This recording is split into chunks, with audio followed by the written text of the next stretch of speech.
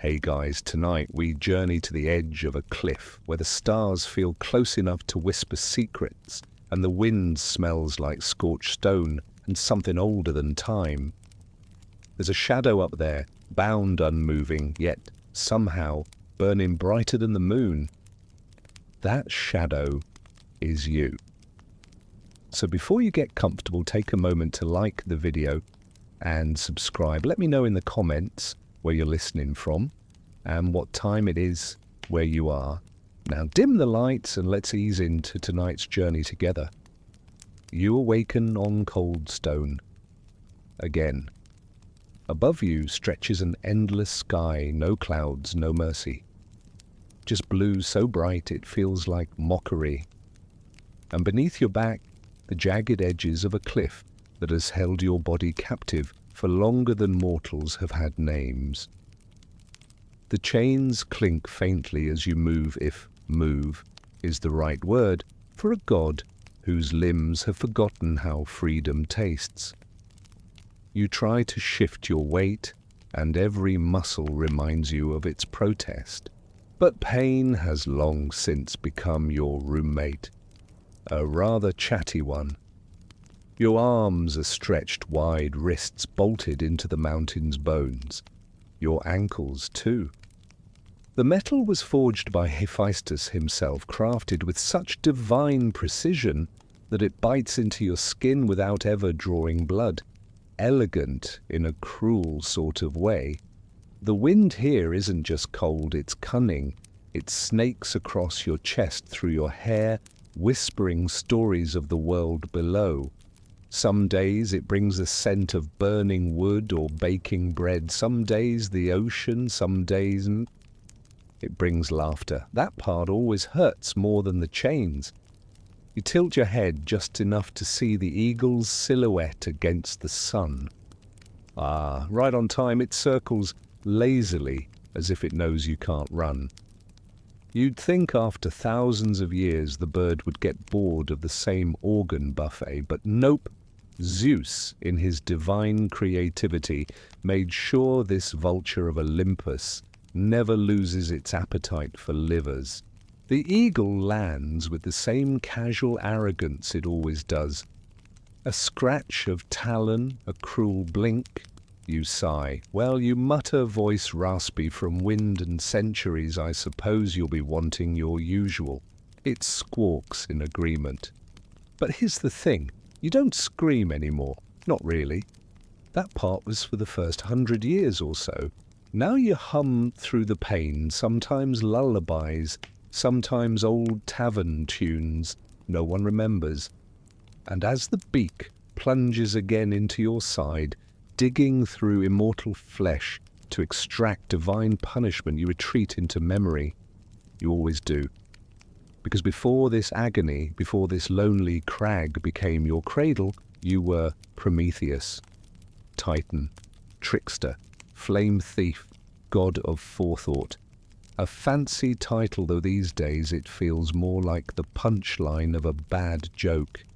You once stood among the oldest beings, creatures carved not from dust but from time itself. Titans each the size of storms, voices like avalanches. You were not the strongest or the loudest, but you were clever and dangerous. When the gods overthrew the Titans, your family, you chose not to fight. Not out of fear, but because you'd already seen how it would end. That's the problem with forethought. You win arguments. No one has started yet. So you bowed to Zeus, played the loyal advisor, spoke gently, hid your grin, and waited, not for revenge, but for something better, something warmer. You remember standing in the halls of Olympus surrounded by marble and thunder, watching as mortals were shaped like crude little dolls out of riverbed clay. They had eyes that blinked, hearts that beat, but no spark. You looked at them and thought, what if not out of pity, out of curiosity?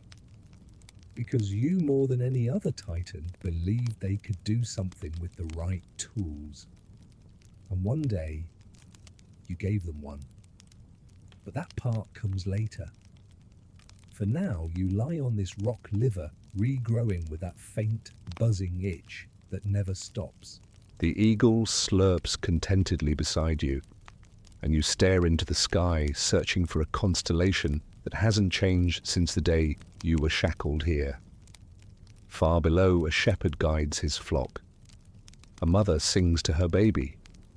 A boy tries to strike a flint and start a fire and fails. You almost chuckle. He's holding the stone backwards. The world moves on, but you stay. Historians still argue you mumble aloud whether this punishment was just, or Zeus was just being Zeus. The eagle cocks its head, maybe in agreement. You don't know how long this will go on. Time blurs when you've been denied it. But tonight, there's something in the air. A scent on the wind you haven't smelled in centuries. Pine smoke from a fire that shouldn't exist up here.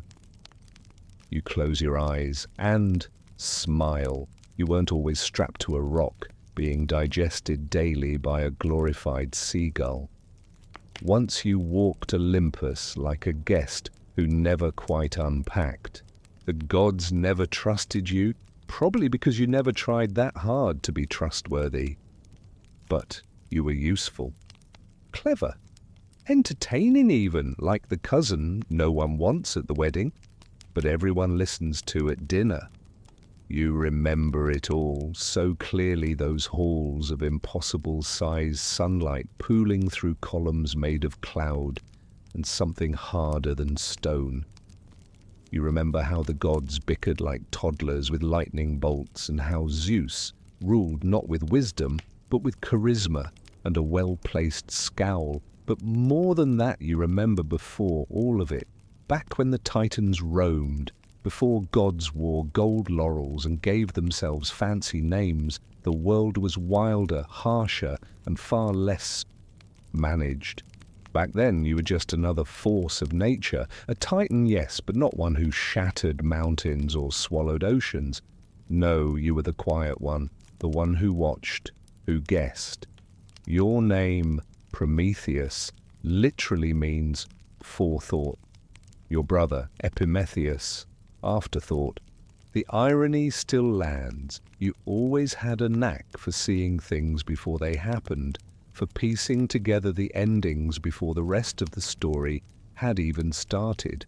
Not visions exactly, more like gut instincts laced with dread.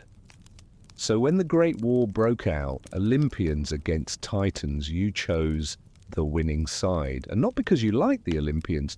They were loud and young and terrible at playing fair, but you knew they would win. So you offered your knowledge, your counsel, your caution.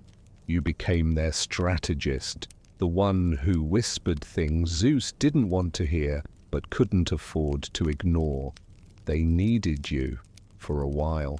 After the war, things settled. Olympus was built. Mortals were formed. Rules were etched into stars. And you found yourself lingering in limbo, not quite honored, not quite punished, just observed. Still you played your part, offered riddles, intervened when things got too stupid. Like that time, Hera tried to punish a nymph by turning her into a cow, but forgot cows need food. Classic, but even then you were watching something else. Mortals, they were strange little things, soft-skinned, short-lived, and absurdly emotional, but also adaptable, curious, capable of gratitude, grief invention. Zeus saw them as amusement. Hera saw them as threats. Poseidon didn't see them at all. But you saw them as the future. One night, long before your current mountaintop lodging, you watched a group of humans shiver around a pile of damp twigs, teeth chattering in the rain. You had to bite your tongue, not to shout down instructions. They needed fire, but fire was divine. That was the rule. The gods hoarded it like wine. Fire was sacred, symbolic, and tightly restricted, like Grandma's special cutlery meant for display, not use. Zeus claimed it was to keep balance. You knew it was just to keep control, and you had a problem with that. Not because you hated Zeus. Honestly, you enjoyed teasing him, but because you believed fire wasn't just about heat or cooking or warding off wild animals. It was about potential, transformation. Without fire, humans would remain animals. With it, they could forge tools, cook meals, shape metals, write poems. Historians still argue whether it was truly Prometheus who gave fire, or whether the myth is symbolic of mankind's own ingenuity. But you know the truth. You stood on the edge of Olympus, fennel stalk in hand, and stole a living flame straight from Hephaestus's forge. It burned hot, even hidden inside the green stalk's pith. You cradled it like a secret, like a promise, and you ran down the mountain, through clouds, past nymphs and dryads and some very confused goats. You reached the valley by nightfall, and when you lit the first mortal fire, something in the world changed. Not loudly, no earthquakes, no trumpets, just a circle of humans huddled around warmth, watching the flicker like it was the first sunrise, and in a way, it was. You stayed hidden, of course, watching from the trees, smirking to yourself. You hadn't just broken a rule, you'd rewritten a destiny. But gods don't like when you skip permission forms, especially not the king. Zeus knew almost instantly. Divine surveillance, or maybe just gossip from one of Apollo's birds. Either way, the thunder came quick. He called a council. You were summoned, not asked.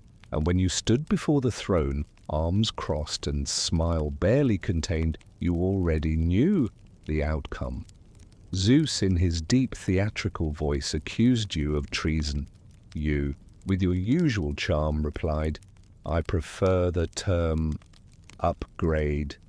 He didn't laugh. Lightning split the floor. The other gods looked away. And just like that, you were sentenced. Not to death too easy, not to banishment too dull, but to pain. Eternal pain. Inventive, poetic, legally ambiguous pain. You would be shackled to a mountain, alone, visited daily by a flesh-ripping bird, all because you gave mortals something they didn't even know to ask for.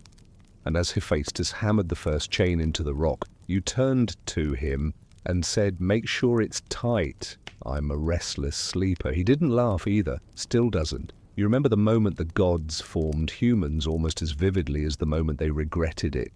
Zeus had just won the war against the Titans and was feeling unreasonably smug.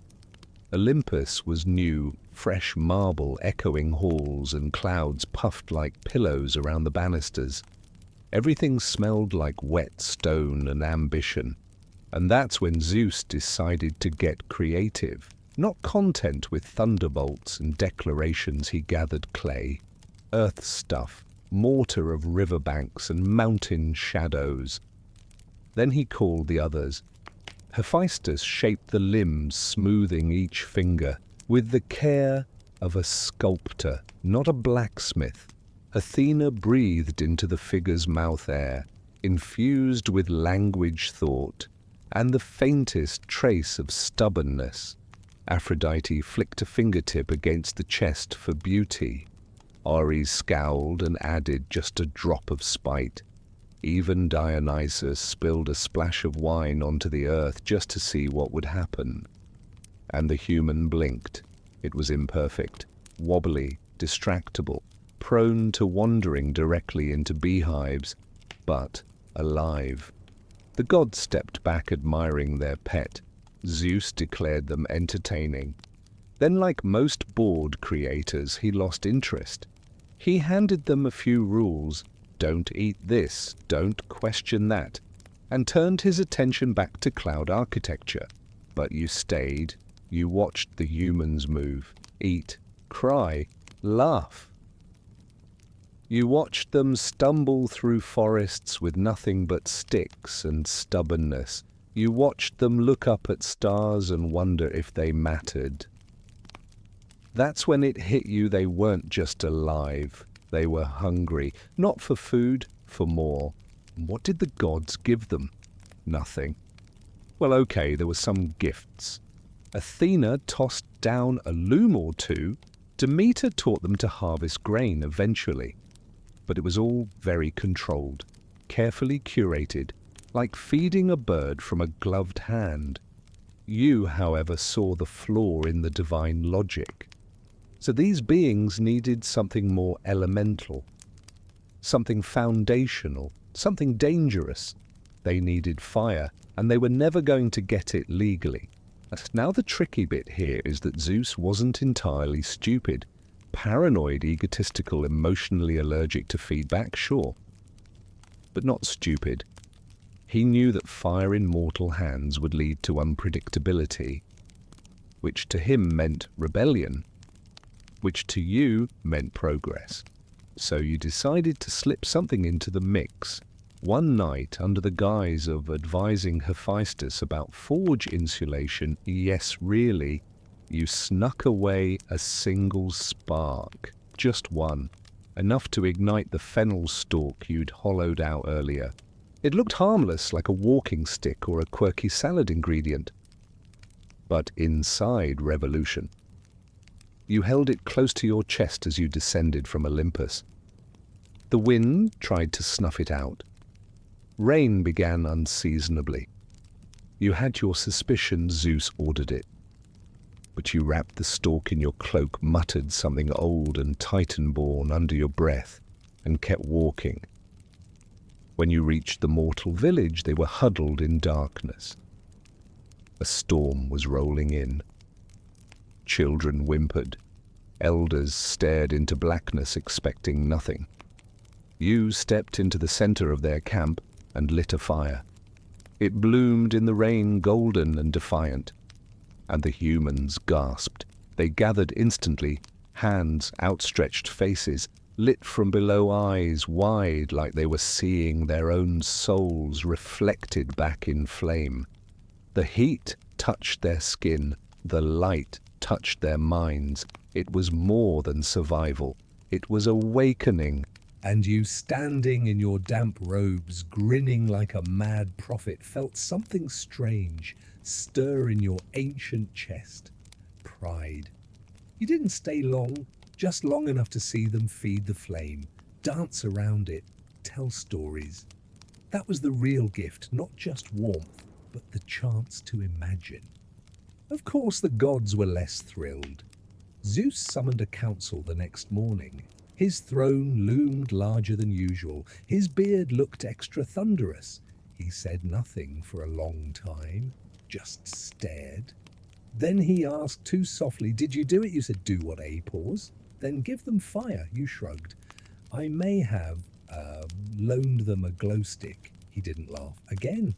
Instead, he declared you guilty of theft, sabotage, and unauthorized distribution of divine energy.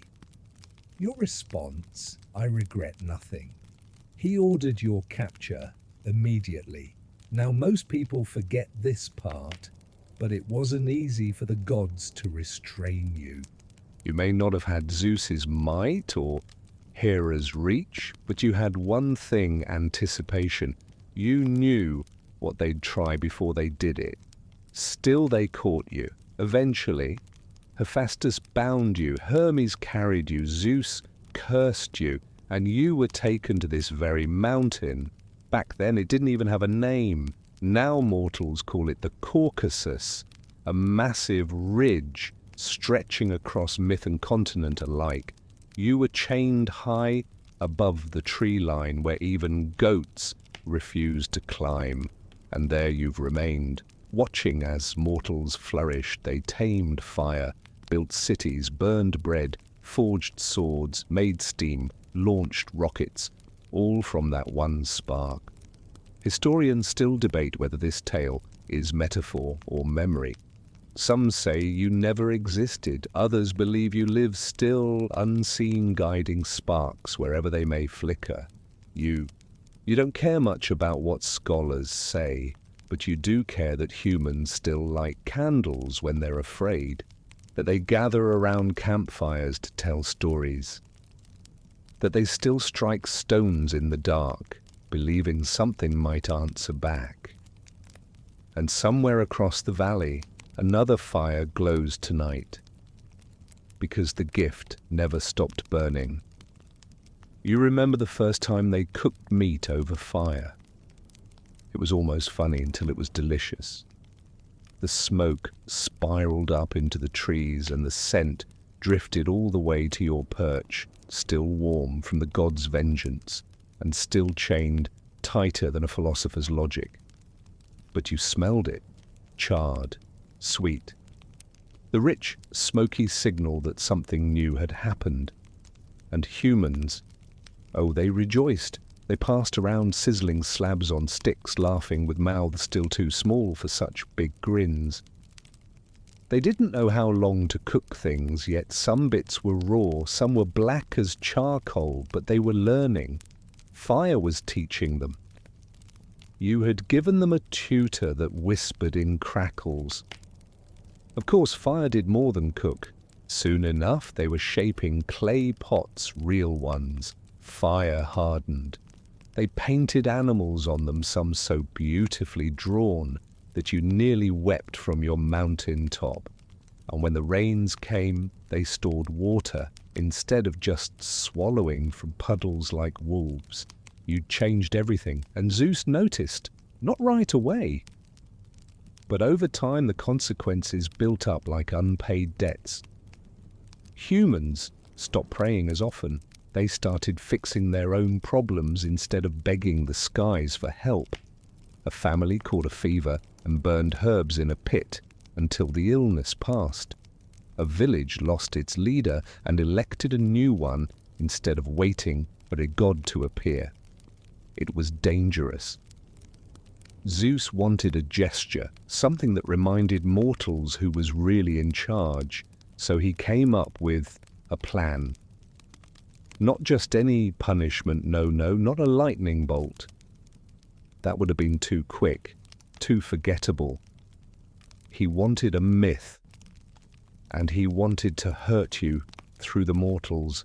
So in one of his more theatrical moods, he ordered Hephaestus to craft something beautiful and cruel, which as design briefs go is very Zeus. The result, Pandora. Now let's be fair, she was stunning, sculpted from the finest clay, given breath by Hera herself, wisdom by Athena charm, by Aphrodite music, by Apollo, and mischief by Hermes, because of course. But she wasn't just made to dazzle, she was made to detonate. Her gift came sealed in a box or a jar, depending on who's telling the tale. A container brimming with every ill humanity hadn't yet met sickness, famine, greed, war, hangnails, you name it. And what did Zeus do? He gave her to your brother, Prometheus, the afterthought, the man who accepts every Trojan horse with a handshake and a sandwich. You told him not to accept gifts from Olympus. You even said, if it's wrapped in a bow and doesn't blink, run. But did he listen? Of course not. He fell in love before she even said hello. And Pandora, curious as any creation shaped by the gods, did what every curious being does when told, don't open that. She opened it. Out spilled plagues, sorrows, endless buzzing troubles, and at the very bottom, hope. Yes, historians still argue about that part. Was hope the final evil or the one good thing tucked in like a secret apology? No one knows, but the damage was done. Mortals began dying younger, fighting more, losing crops, blaming each other, and you were blamed too, because with the fire came everything else, growth and grief, wisdom and weaponry. You hadn't just lit a hearth, you'd struck the first match in a forest. From your rock you watched it all unfold, the laughter, the weeping, The first prayer to the stars, not the gods. It hurt, of course it did, but you didn't regret it. You still don't, because fire is not gentle. It burns, but it also clears, makes way, purifies. Think of forests reborn from ash, of metals strengthened in flame, of minds sharpened in adversity. Zeus didn't see that. He wanted loyalty, worship, dependence. You wanted evolution. The eagle arrived again, same time, same squawk. It jabbed at your ribs like a critic with feathers. Pain surged, fresh and familiar. But your thoughts were elsewhere. You thought of the girl with the charcoal on her fingers who painted on cave walls by torchlight. Of the old man who bent metal into tools that didn't break. Of the mother who learned to boil water and save her children from illness. These were not tragedies, they were beginnings. And yet the gods still talked of you as a traitor. A cautionary tale. Hermes once had the nerve to call you the patron saint of inconvenient ideas. You'd laughed so hard the eagle got confused mid-meal, but even Hermes couldn't deny the truth. You changed the course of the human story. That was never Zeus's plan. He wanted pets. You gave them teeth and minds and dreams that didn't include Olympus. Even now, chained and bleeding, you know it was worth it. Because down in the valley below, a boy has just lit his first fire. And the flame dances not just with light, but with memory. Your memory. And no chain, no curse, no thunderbolt can undo that. Sometimes when the wind is just right, you can smell their dreams.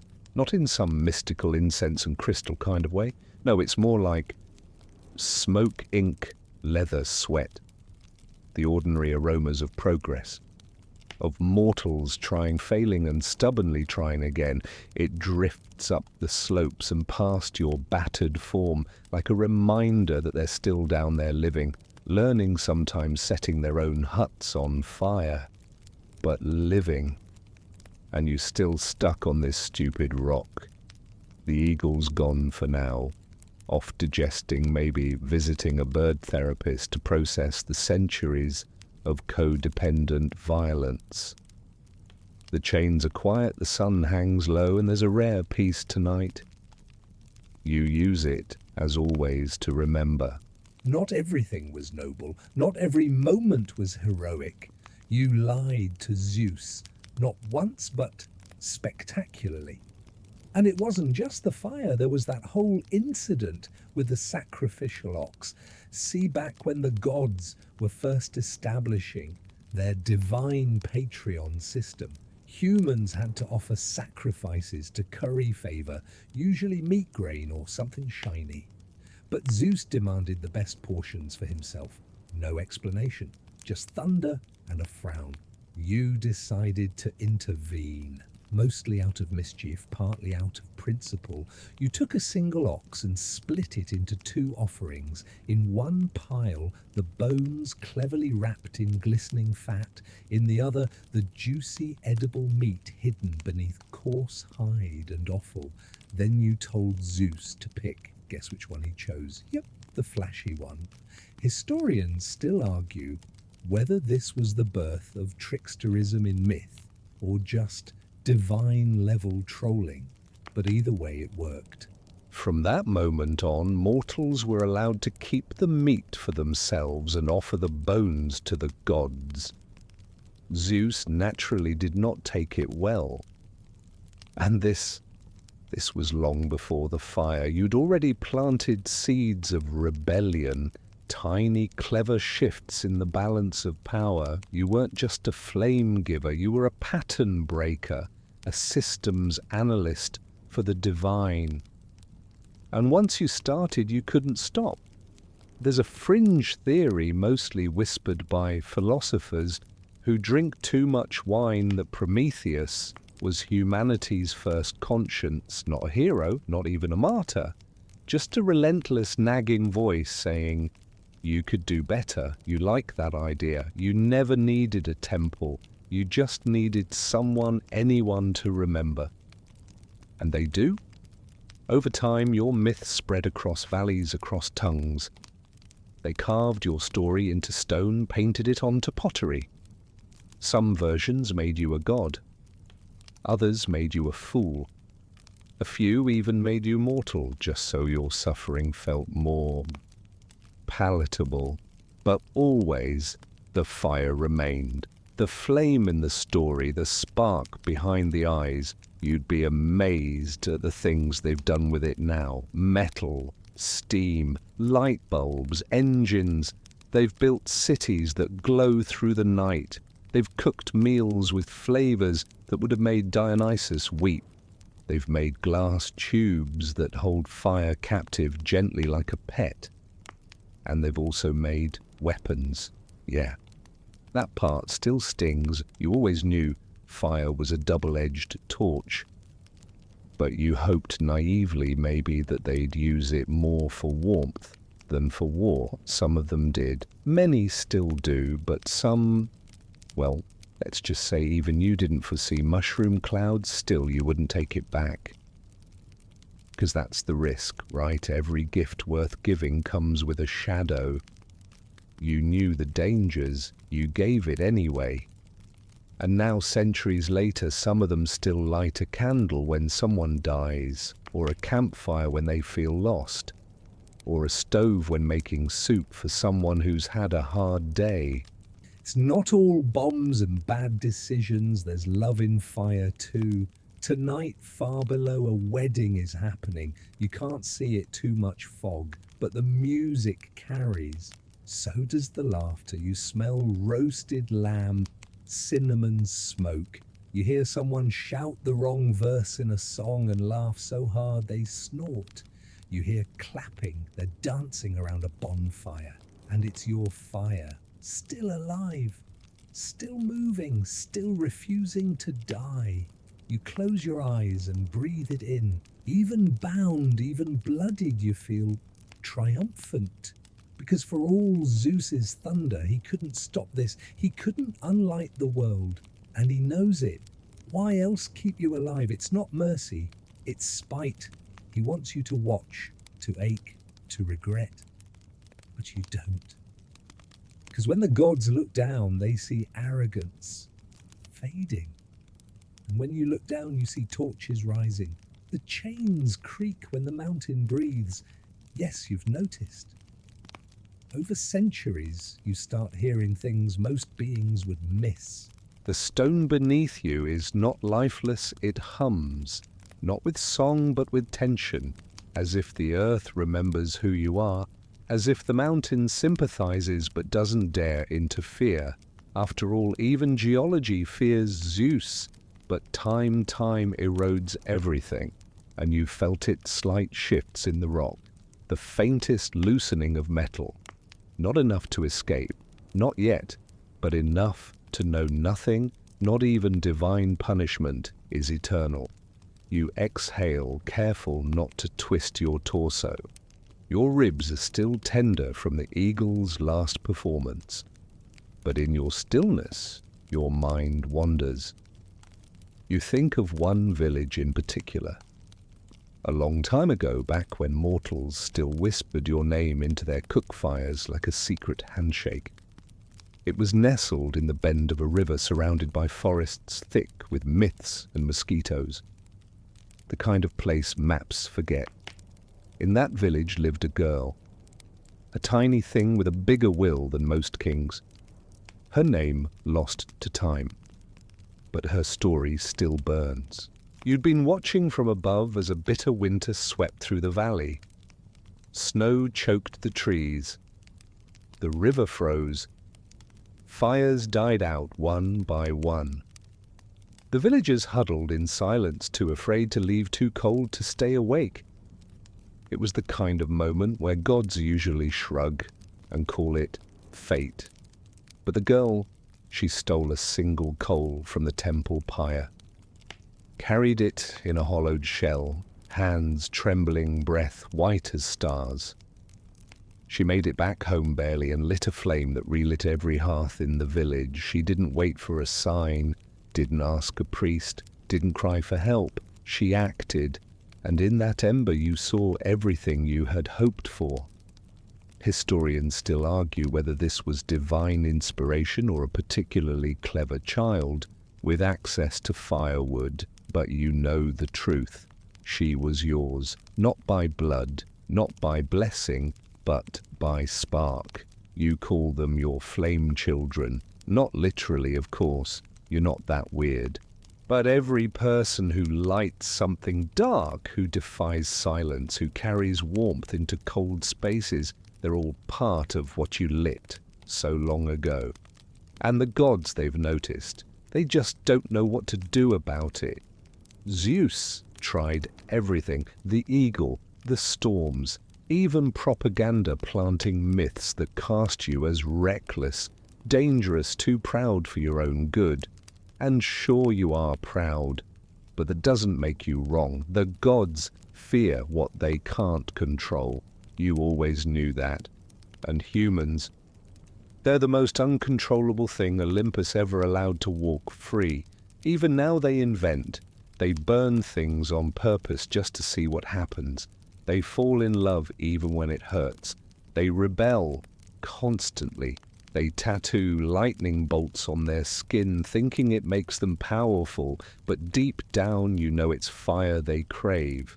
Fire is the original revolution. You gave them the tool, but they lit their own way. Once long ago you told Hermes Zeus builds walls.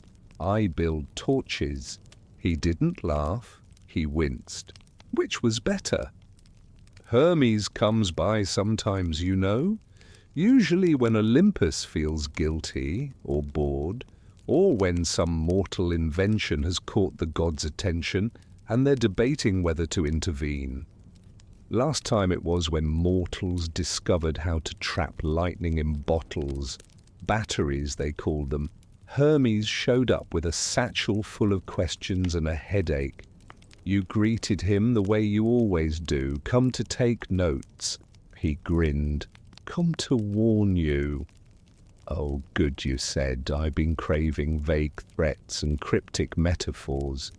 But Hermes wasn't joking that day. He told you something that made your chains feel suddenly heavier. They're learning to split the fire. You blinked. Split it. He nodded. Atoms, tiny little things. They figured out how to tear them apart. You swallowed. And it explodes, he said simply.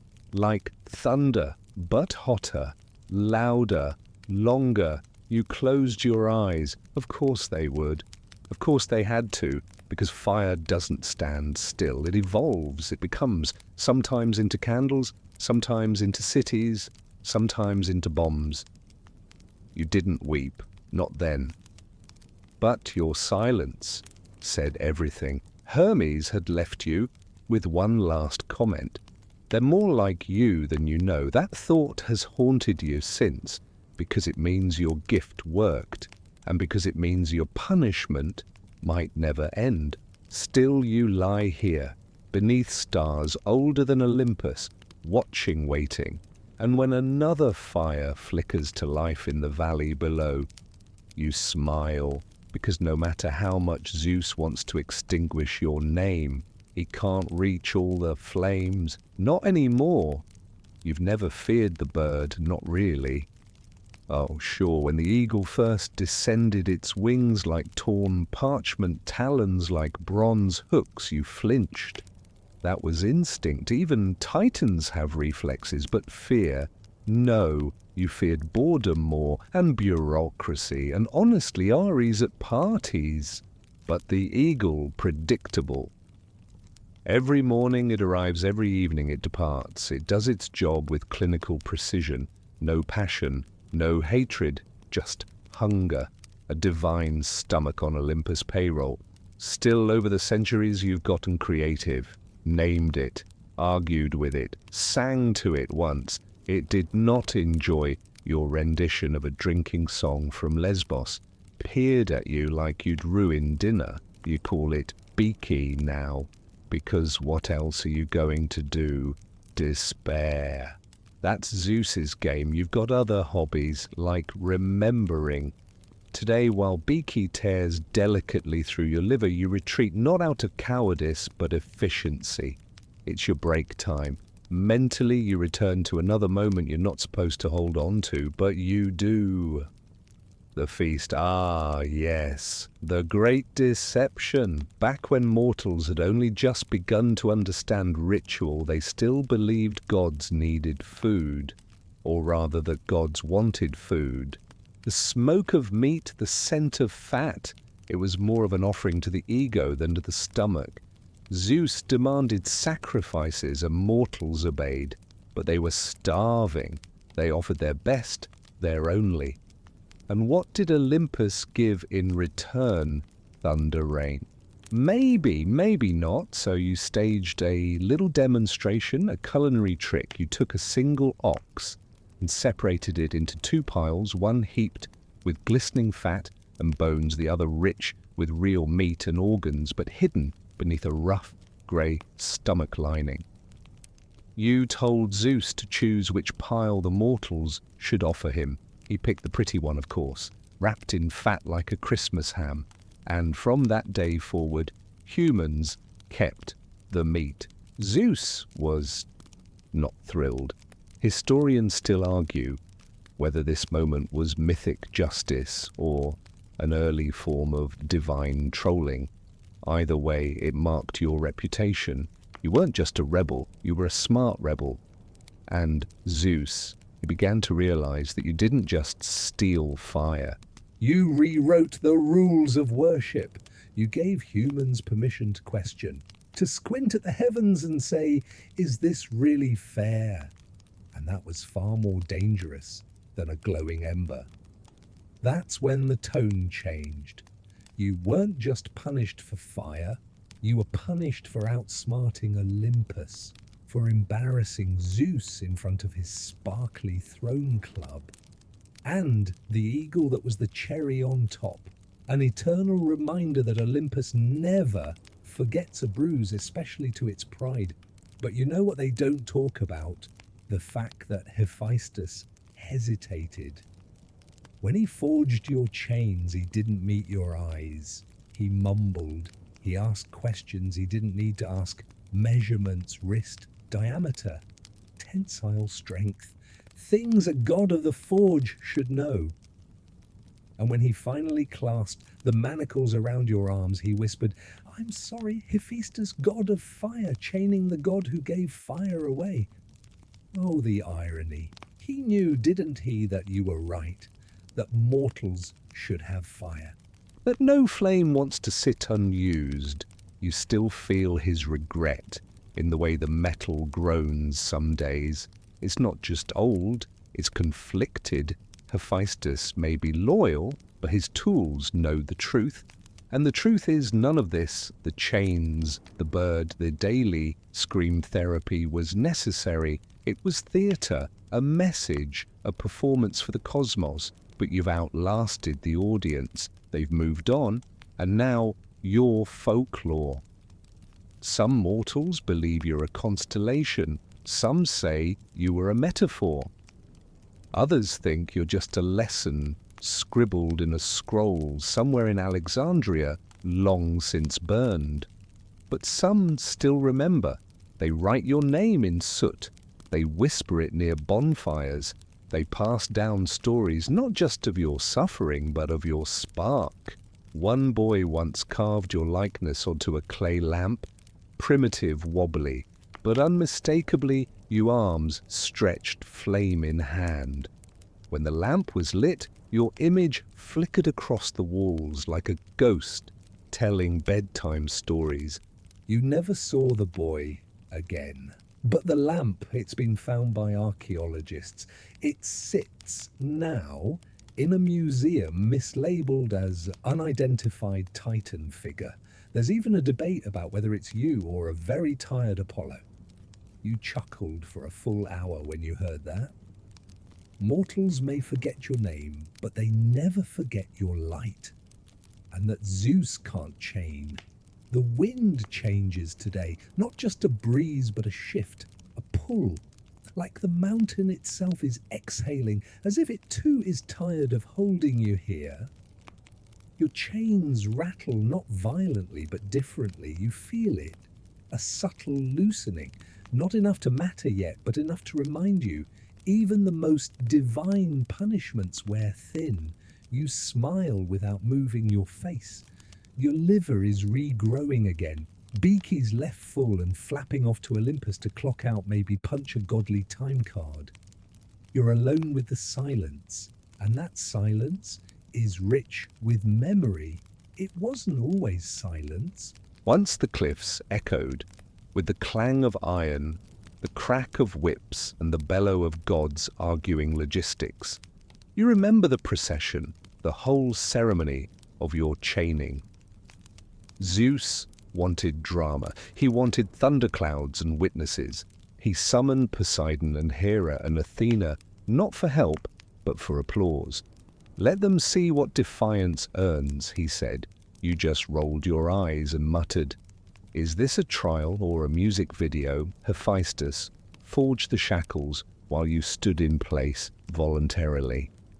That part gets lost in the retellings. People forget you could have run, but you didn't. Why? Because you wanted them to remember not just what you gave, but what you risked to give it. You let them chain you, arms stretched, ankles bound, a pose of suffering, sure, but also defiance, a pose that would outlive you, carved into amphoras and woven into tapestries. The gods called it submission. You called it branding. And here's a fun twist: the mountain chose you. Not literally, perhaps, but spiritually. The Caucasus, wild, sharp-edged, unknowable, a place no god ever bothered to conquer. They tethered you to its peak, thinking it was exile, but really it was elevation. From here, you see. Villages flickering like fireflies in valleys far below. Human lives scattering and converging like sparks across dry grass. You hear their music sometimes, wooden flutes, hammered strings, laughter too coarse, joyful, mortal. They dance around fires, the fire you gave them. You've watched it evolve. At first it was survival, hearths, kilns, simple heat. Then came metallurgy, bronze, then iron.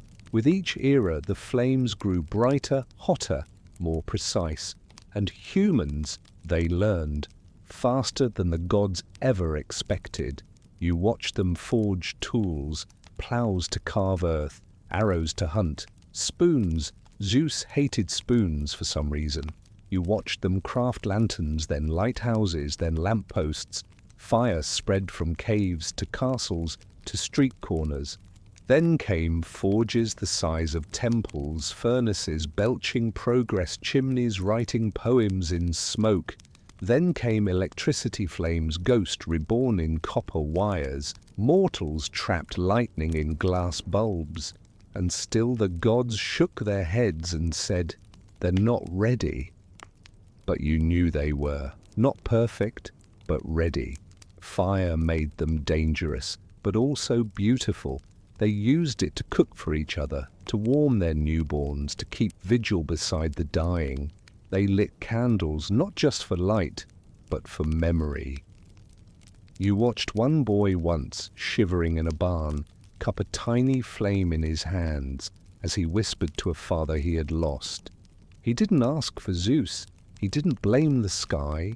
He just held the flame and through it held on. There's something no one talks about in Olympus. The gods don't understand grief. They don't have to. They don't lose. But mortals' loss is their constant companion. And yet they love anyway, build anyway, light the fire anyway. That's not weakness. That's the bravest thing you've ever seen. One scholar once wrote that Prometheus was a cosmic vandal with a hero complex. You like that one? You'd get it printed on a mug if you know your hands weren't full of steel. But even that author missed the point. You weren't trying to save them. You were trying to give them the chance to save themselves, and now they do. Not always well, not always peacefully, but they try. And each time a candle is lit beside a window, each time a spark jumps from one flint to another, your name stirs quietly, invisibly, stubbornly. Not shouted, remembered, and in that memory you endure. Beaky returns mid-thought, screeching like a theatre critic who showed up late and found his seat already taken. You groan not from pain, but from the sheer predictability of it all. Welcome back, you mutter. I saved you the left side today. Aged liver. Notes of sarcasm. The eagle cocks its head, you sigh and brace. Pain returns, but so does the warmth of 1,000 fires burning down below. And tonight, you swear one of them flickers in time with your heartbeat. There's a peculiar rhythm to pain when it repeats for millennia. You stop fearing it. Stop fighting it. You give it a nickname. You talk to it like a grumpy roommate who hogs the blankets and never does the dishes. Pain stops being a punishment. It becomes a backdrop, a steady drumbeat to the symphony of your memory. Today, Beaky leaves feathers behind. One floats down and lands on your cheek, soft as ash. You blow it off with a breath that tastes like iron and ancient wind. The silence returns, which is your cue to dive again into memory. This time you remember the prayers, not the grand echoing ones offered in marble temples. Those were for Zeus and the divine PR department.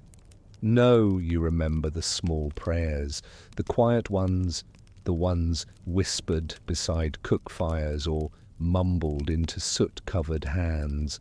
Thank you for the warmth. Please keep the embers alive through the night. Let this light reach my son. They weren't addressed to you, not usually. You never wanted worship, you wanted progress. Still, every time a prayer rose with a smoke, you caught its shape. And sometimes you answered, not loudly, no thunder, just a gust of wind to shift the flame, a sudden dry patch in a rainstorm, a coal that should have gone cold but didn't. Miracles, not quite, but nudges, hints.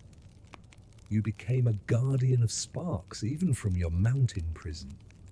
And yet the gods never noticed. They assumed you were broken. That pain had hollowed you into silence. Zeus never once came to check. He assumed eternity would do what lightning could not. That was his first mistake. He thought time erases rebellion. But you've learned that time only deepens it. You remember the girl who built a kiln after the death of her father, who had been the village potter. She lit her first fire at midnight. Her hands trembled, but her will didn't. The clay cracked, the glaze blistered, but she kept going. Her third pot didn't explode. She smiled. You felt it even from miles away. You remember a city buried in ash. Pompeii, they'd call it later. A disaster, a warning. But in its ruins, centuries later, they would find a bakery, still full of loaves, blackened but whole. The ovens told a story. Even in their final hours, those people baked. They chose fire, not for destruction, but for comfort. Historians still argue whether such moments are proof of defiance or delusion. You say, does it matter? They tried. And trying, you've come to believe, is the most sacred act there is. Even Beaky tries. He flaps a little harder these days. Maybe age is catching up. Maybe he's grown sentimental. Or maybe he just hates you a little less. He no longer tears into you with the same Olympian zeal. It's more procedural. You wonder if he dreams. Do eagles have dreams? You hope not. The last thing the cosmos needs is a bird with ambition. Still, you think of the humans dreaming down below, and they're not waiting for Olympus to save them anymore. They build, They burn, they rebuild, they argue over who lit the first fire and why. Some say it was a lightning strike, others say divine theft. Some say it doesn't matter, that what matters is what they do with it. You like those people. Once in a university, you'll never see a professor ended a lecture with this line, "Fire is a memory made visible." The room went silent. Not with confusion, but understanding. You laughed when you heard that, because finally someone got it. It wasn't about the flame, it was about what it carried: memory, intention, the will to continue. Your gift wasn't a spark, it was a promise that even in darkness there could be light, even in silence warmth, even in chains hope. And mortals, foolish and glorious, have kept that promise. Not all of them, not always, but enough. You once asked Hermes in one of his rare, less annoying visits, "Why does Zeus still keep me here? I'm forgotten, obsolete." A cautionary myth. Hermes looked down at the scorched rock beneath you, kicked a pebble. Then he said, "Because you still matter, and he knows it." You'd almost smiled. It wasn't flattery. Gods don't flatter. It was fear. Zeus fears you because you proved he's not the end of the story. Mortals don't need thrones to change the world. They just need fire and stubbornness and maybe a bit of stolen fennel. You chuckle, now lips cracked, ribs sore. Far below, a girl lights a candle for her sick brother. She places it in the window and sings a song older than the town itself. A lullaby about warmth. The flame dances in her eyes, and somewhere, without knowing why, she smiles. You smile too. Sometimes the wind carries voices, not words, never quite that clear, but tones, emotions. The shadows of sentences, half shouted across time. Laughter, weeping lullabies sung in languages that hadn't existed when you were first chained to this stone. The wind knows everything, and sometimes it shares. This morning it brings music, not lyres, not harps, not the polite Olympian symphonies conducted by Apollo and his fan club. No, this is drums, low, primal, joyful, the kind of rhythm that makes feet stomp and hearts race. A celebration somewhere, a birth, a wedding, a revolution, hard to say. But it's fire-fed, you can tell. You listen, letting the pain fade the eagle forgotten for now. The music makes you feel proud and a little lonely, because once you danced like that, not on Olympus. Gods don't dance, they glide at best, and they hate when someone spills wine on their sandals. But before Olympus, back in the age of Titans, there were dances.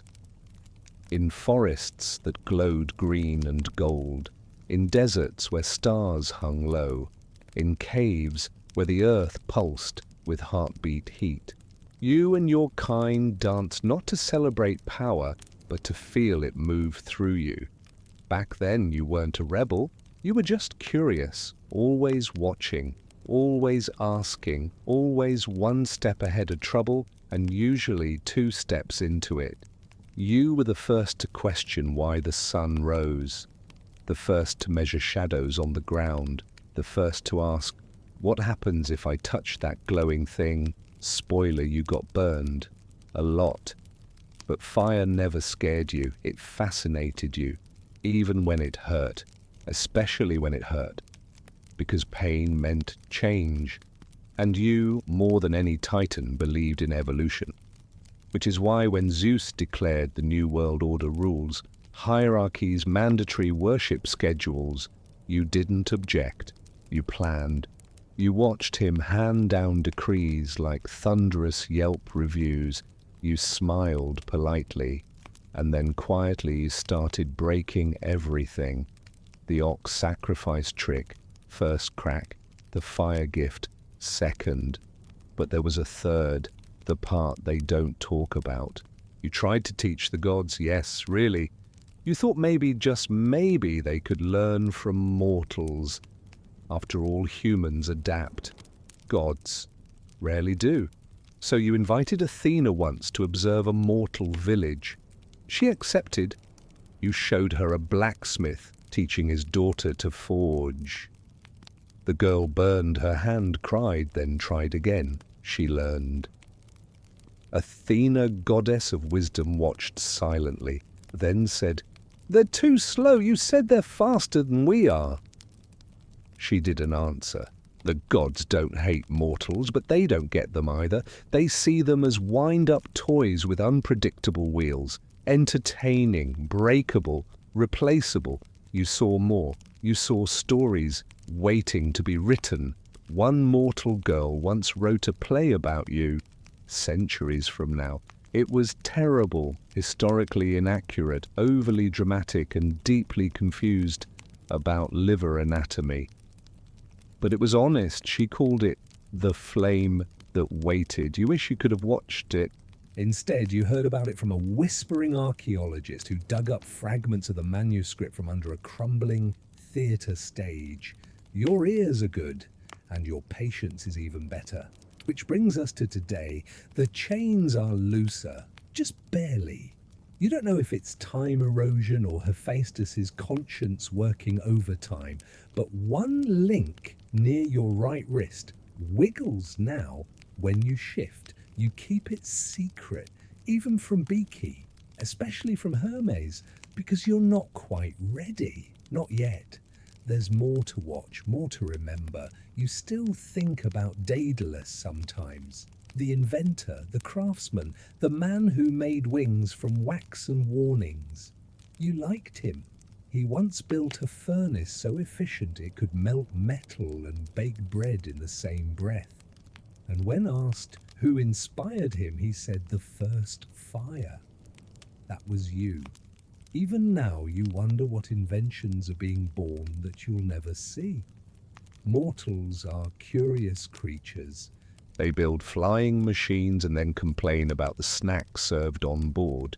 They discover how to communicate across oceans and mostly use it to argue with strangers. They land on moons and take pictures of themselves. It's ridiculous. It's wonderful. It's exactly what you hoped for. Historians still argue whether Prometheus gave fire to humans because he loved them or because he hated the gods. You chuckle at that, as if those two things were mutually exclusive.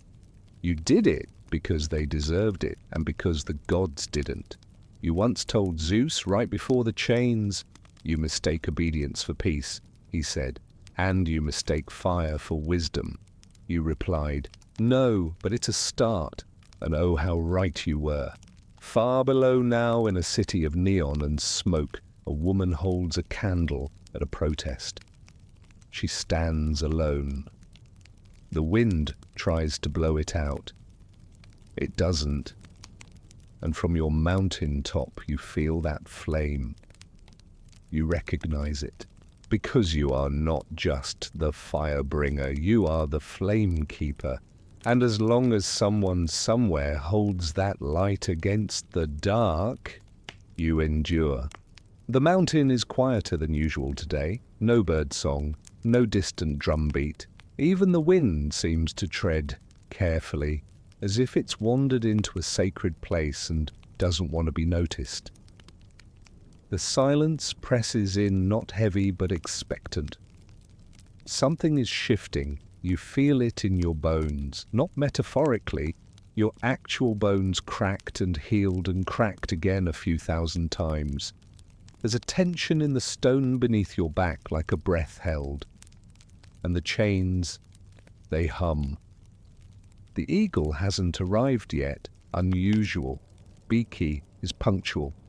If divine punishment were a desk job, he'd have the best attendance record on Mount Olympus. You tilt your head just slightly and peer at the sky. No silhouette, no screech. Just clouds shaped like myths that never made it into the scrolls. So you wait. And while you wait, you remember. This time it's not a village or a ritual or a heroic potter. It's a boy. from a place once called Lydia. He was maybe 10, small fast with a voice like a cracked bell. His family lived on the edge of a cliff near a spring that steamed all year long. They were blacksmiths, but poor ones. No horses, no demand, just a single anvil and a prayer. You'd been watching. The boy tried every night to start a fire in the forge. Flint to steel, over and over. Sparks flew, but nothing caught. His hands were blistered, his face smudged with ash. But he didn't stop. He whispered every time, just one spark. Come on, just one. Eventually he got it. A single ember, tiny, glowing. It flickered and held. And the sound he made, part joy, part disbelief, was so pure it startled a hawk off a nearby branch. You smiled. He grew up to invent a new kind of bellows, one that doubled the heat of his forge. The design would one day travel through traders to Athens to Rome to everywhere. All because he believed in that one spark. Historians rarely write about him, but you remember. You've always remembered the ones who try, especially when the odds say they shouldn't. That's why you don't scream anymore. Not because it doesn't hurt. It does. Zeus made sure of that. He wove suffering into the curse like a signature, but you stopped giving him the satisfaction. And anyway, pain is temporary. Flame is forever. The gods didn't count on that. They thought fire was just an element like water or air, or that thing Dionysus keeps in jars. But you knew better. Fire spreads, and once given it can't be ungiven. Even if you chain the one who lit it. That's why your punishment feels less like a prison and more like a vigil. You're not just chained to a rock. You're chained for the flame, to guard it, to prove it's worth suffering for. And honestly, if you had to do it again, you would. Zeus could chain your body. He could summon storms and liver-munching birds, but he couldn't make you regret it. And that was the real threat. He wasn't punishing your crime. He was trying to prevent your influence, because rebellion is contagious, and so is courage. Somewhere a philosopher once said, the first match is struck in silence, but it sings through centuries. That sounds like something you would have written if you still had pen and paper. Or hands. You smile now because the wind just changed again. This time it brings footsteps, soft, steady, climbing. You narrow your eyes toward the trail winding up the slope. Someone's coming, not Hermes. Too light, not Zeus. Too prideful. You know that walk. Heracles. Well, this should be interesting. You know that gait. Heavy but graceful like a boulder that's learned ballet. Heracles, mortal-born, god-blooded tragedy, wrapped and absurdly strong. He climbs the mountain with the casual rhythm of someone who has punched every monster on the divine checklist and still had time for a snack. You haven't seen him in, what, a few lifetimes, but you never forget the ones with chaos in their bones and kindness in their calluses. The last time you spoke, he was dragging Cerberus out of the underworld and humming a lullaby. Now he's coming up your hill. You lie, still pretending you haven't noticed. The chains, after all, aren't just metal. They're pride and performance. Let him be the first to speak. He arrives breathless, not from exhaustion, but from awe. You hear him before you see him, stones crunching, the soft jangle of weapons tied loosely to his belt, and finally the low, rough voice. Still hanging around her. You blink, slowly. I'd clap, but I'm a bit tied up. He chuckles. That warm, golden laugh. One of the few in the pantheon who still laughs with his belly. You look terrible, he says. Compliment accepted, you rasp. You look like you wrestled a statue and lost. His beard twitches. I've come to, ask something. Now that's unexpected. Heracles isn't much for asking. He's more of a smash first, shrug later kind of guy. But today he doesn't sound like a hero. He sounds like someone carrying a story too heavy to finish alone. You raise an eyebrow barely. Well, if it's directions, I'm not exactly mobile. No, he says, it's about them. He gestures vaguely to the horizon, toward the world, far below the world of fire and smoke and people who don't know how much of their lives were built on rebellion and kindling. The mortals. Ah, of course, you wait. He doesn't continue, so you speak instead. They're fine. They're stumbling. They always do. He kneels beside you, not in reverence, just practicality.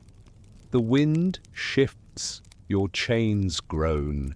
Zeus is worried, Heracles says. You laugh. It comes out more like a cough. That's not news. He says they've gone too far. He's considering another reset. Your chest tightens. A reset. The old god's favorite threat. You remember the flood. You remember the screams. The way Zeus poured ocean over the land like someone trying to erase chalk from a blackboard. A lazy, terrible swipe. You bite your lip. The pain momentarily eclipsed by rage. Heracles sees it. He leans in. I told him no. You blink. That too is unexpected. You told him. Heracles shrugs. Someone had to. I've walked their roads, eaten their food, slept beside their fires. They're not all foolish, just unfinished. You exhale. Exactly. That's always been the point. They're unfinished, and that's their glory. You don't need them to be perfect. You need them to try. They fail, yes, spectacularly sometimes, but they grow, they learn, they pass down stories. One generation burns, the next rebuilds. Heracles pulls something from his pack. It's a vial, rough glass. Inside a single coal glows faintly like a heartbeat. They still tell your story, he says, not looking at you. You don't respond. You feel it, he continues. A woman gave this to me in a village east of here. Said her grandmother said it was lit from the first flame. She calls it the ember that waited. You whisper. They kept it. He nods. They don't know your name, not always, but they know what you did. They know someone suffered so they could cook dinner, warm their children, scare away the dark. You stare at the coal, it pulses. Just once, you close your eyes. The silence wraps around you again, and then clink. Your right wrist, the chain shifts. Not from time, not from rust, but from something else. Heracles raises an eyebrow. You whisper, it's not ready. He grins. No one ever is. He stands slowly. I can break them, he says, right now. End it. Zeus can't stop me. He won't. You look at him, really look. At the scars on his arms, the weariness in his shoulders, the firelight dancing in his eyes. And you know he's telling the truth. He could end your punishment right now. You pause, then shake your head. Not yet. He stares. You're serious? You smile, not wide, just enough. I'm not done watching. And Heracles, he nods because he understands something the other gods never did. Suffering when chosen becomes witnessing. And tonight you're not ready to stop. Because somewhere a village is building its first forge. A girl is lighting her first lantern. A boy is whispering a story into a candle's glow. And you're still the flame that refuses to die. Heracles doesn't argue. That's how you know he understands. He looks at you for a long, quiet moment, eyes searching your face for something only a god-born could recognize. Not defiance, not pain, but purpose. And then, without another word, he tucks the ember vial back into his satchel and begins his descent. He doesn't say goodbye. Heroes never do. You watch him disappear down the path, swallowed by fog and centuries. The mountain grows still again, and this time you don't retreat into memory. You stay present, because something's different now. It's not just the chain, not just the quiet fire sleeping in your bones. It's the realization, sudden and strange, that you're no longer alone in your story, that the world below has started telling it for you. And they're not getting it entirely wrong. A few of the details are hilariously off. You were never 9 feet tall, and you definitely didn't wear a crown of smoking coals, but the feeling is there. They speak of a being who gave them warmth, knowing it would hurt. They whisper about a flame that came with a price. They tell their children someone once cared enough to suffer. That's enough. But still, your mind drifts back farther than usual, to the beginning, before Olympus, before Titans, before form, when everything was mist and motion. You weren't born in a cradle. You became like a crack in the sky, or the echo of a question no one had dared ask. You remember floating through that void before names, before pain, feeling the first thrum of curiosity, the ache of knowing there was more and that it could be known. Maybe that's when fire truly began, not in a forge or a storm, or a stolen stalk of fennel, but in the very first wondering. Fire is just curiosity made visible, and you are its oldest servant. The gods call you arrogant. They say you defied the divine order. But what they'll never admit is that you didn't break the system. You revealed it, exposed it as a loop, a hierarchy built to sustain itself, a circle that mortals were never meant to escape. And then you handed them the key. A flame that doesn't just cook or warm or scare off wolves, but one that says, you can change this. And ever since they have. Clumsily, beautifully, dangerously. The gods don't know what to do with that. They sit in their golden halls watching the world they supposedly rule fill with books, bridges, and bread. They see mortals light fireworks in defiance of darkness, not in worship, but in celebration. They see flames dance in temples and in kitchens, and they feel it slipping away. The reverence, the fear, the need. Zeus once said, worship sustains us. You replied, then maybe you should try earning it. He didn't like that. You still remember the silence that followed, the way Hera looked away, the way Hermes smirked just a little. You'd hit a nerve, a deep one. You realize now you always have that gods are fragile things, not in body but in ego. They need stories more than mortals do, need meaning. You never wanted worship. You wanted evolution. And they never forgave you for it. The eagle returns at dusk. You don't speak. It lands softly, unusually soft, on a nearby rock instead of your chest. It stares. You stare back. Then without a sound, it turns and flies away. No feed-in today, no ritual, just space. You blink. Well, that's new. The chain on your left ankle twitches, you feel a tingle. Not physical, not even magical, just possibility. You could pull, you could break, you could end it. But still, you wait, because somewhere in the heart of a city that doesn't even believe in gods anymore, a child is sitting under a blanket reading your story by flashlight.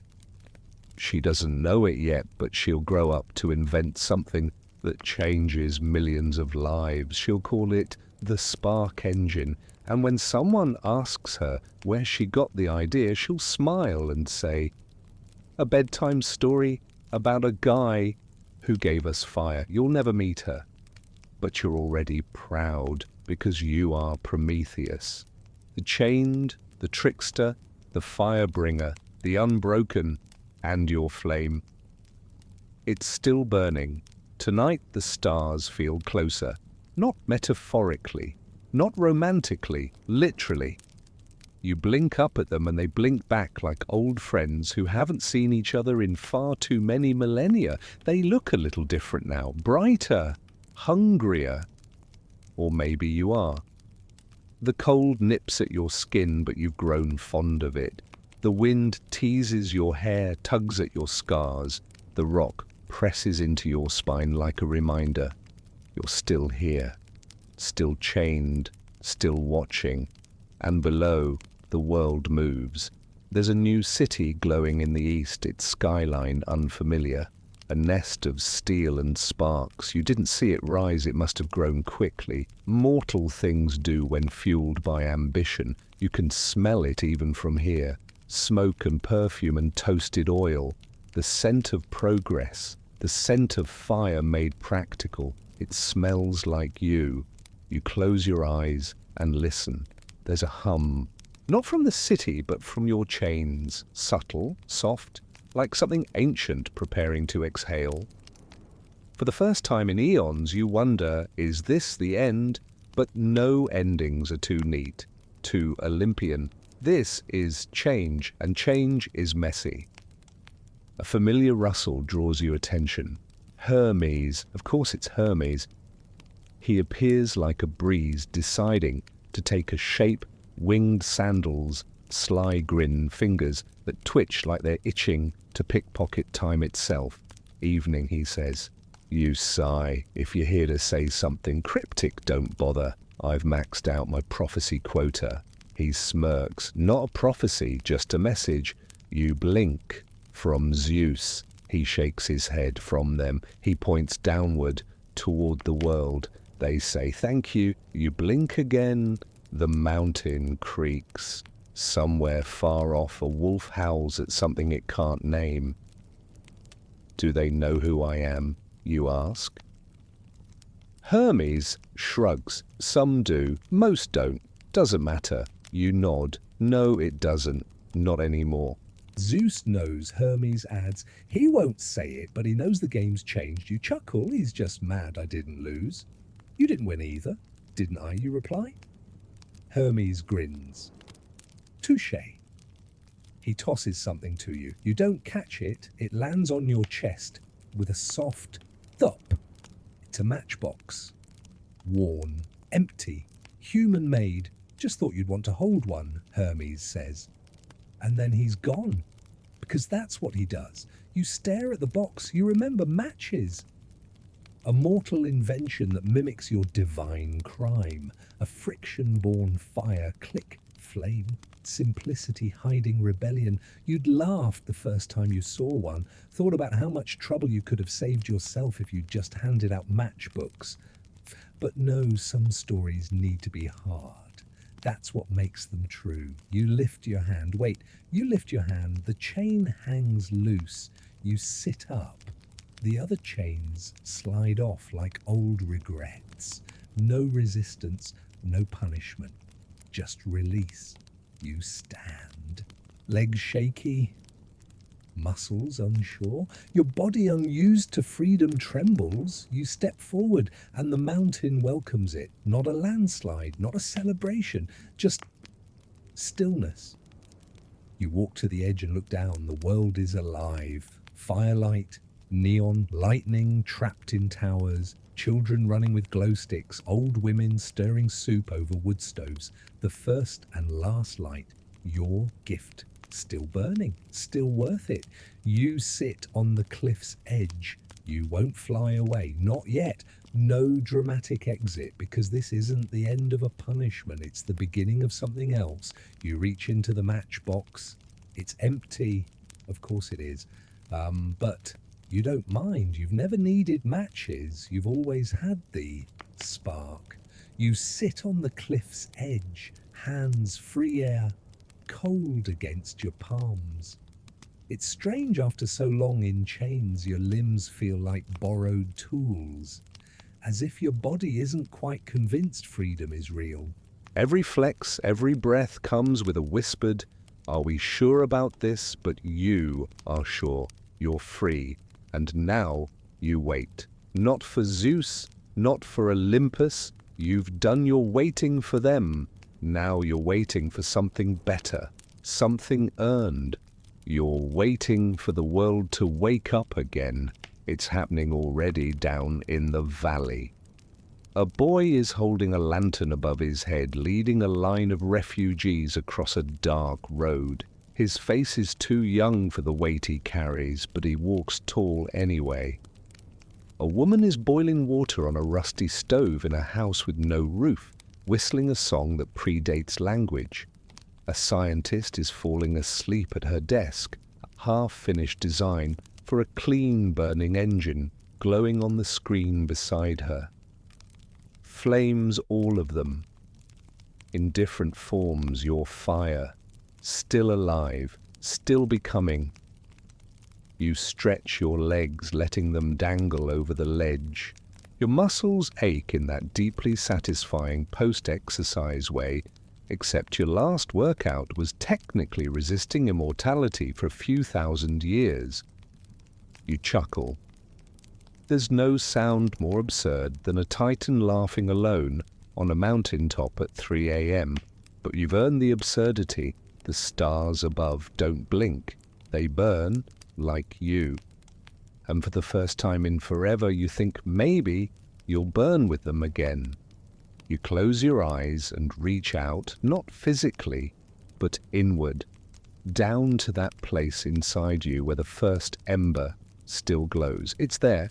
Of course it is. The gods thought they gave you fire once, or that you took it.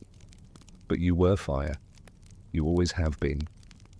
Not just heat and light, but transformation, the kind that turns clay to brick, bread to meal, pain to purpose. You wonder how many others are walking with embers inside them and don't even know it yet. That's the thing about fire, it hides in ordinary things. Fennel stalks, coals, ideas. You remember a poet once who sat by his own fire and wrote, "Let me be the match that burns, not the candle that flickers." You never met him, but you liked his style. Down in the valley another match is struck. You hear it. Chick. A small hiss, a flame. It's a campfire, a real one, built by a group of travelers too tired to keep walking, too hopeful to give up. They sit in a circle, passing around bread and stories. And in the middle of the group, a child barefoot, gap-toothed, full of questions, asks, "Where did fire come from?" The adults look at each other. One shrugs, another says, "From the gods, I think." A third says, "No, from Prometheus." The name dances in the dark like a secret someone forgot they remembered. "Who's that?" the child asks. And the storyteller, an old man with a beard that's mostly memory, says, "He was the one who gave us fire, even though it cost him everything." The child thinks for a moment, then says, "That was nice of him. You don't cry, not because you can't, but because you don't need to." Your chest fills with something better. The wind carries the sound of their laughter up the mountain. It wraps around you like a blanket made of echoes. You lie back, arms behind your head, and gaze up at the stars. The chains are gone, the scars remain, but you wouldn't trade them. They're part of the story now, part of the fire. You whisper softly to no one, "They remember." And the wind answers, "They always did." The mountain no longer holds you, but you stay anyway, not out of habit, not out of fear, but out of choice. It's funny, isn't it? You spent ages trying to break free. Now you're free and still seated on the same stone ledge, watching the same valley, wrapped in the same winds. Because now that you're unbound, you realize something. The punishment was never the chains. It was being alone with the knowledge that you were right and that no one was ready to hear it. But now they are. You've seen it in their fires, in their machines, in their little metal lighters, their light bulbs, their glowing screens. You've seen it in their kindness too, because the truest use of fire was never destruction. It was the ability to warm someone else, to cook for them, to guide them home, to stay awake until they stopped crying. The gods never understood that. To them, fire was control, power, a monopoly on divine convenience. To you, it was always an offering, a gift with no strings. Even now, as Olympus simmers in its golden indignation, it can't extinguish what you've done. The flames are too many, too scattered, too beloved. They're in stories now. You hear one drifting from the far side of the valley. A teacher is reciting an old myth. Her students are seated in a circle on floor mats, eyes wide. She says Prometheus defied the gods and gave us fire, and for that he was punished. A child asks, why did he do it? And the teacher pauses, smiles.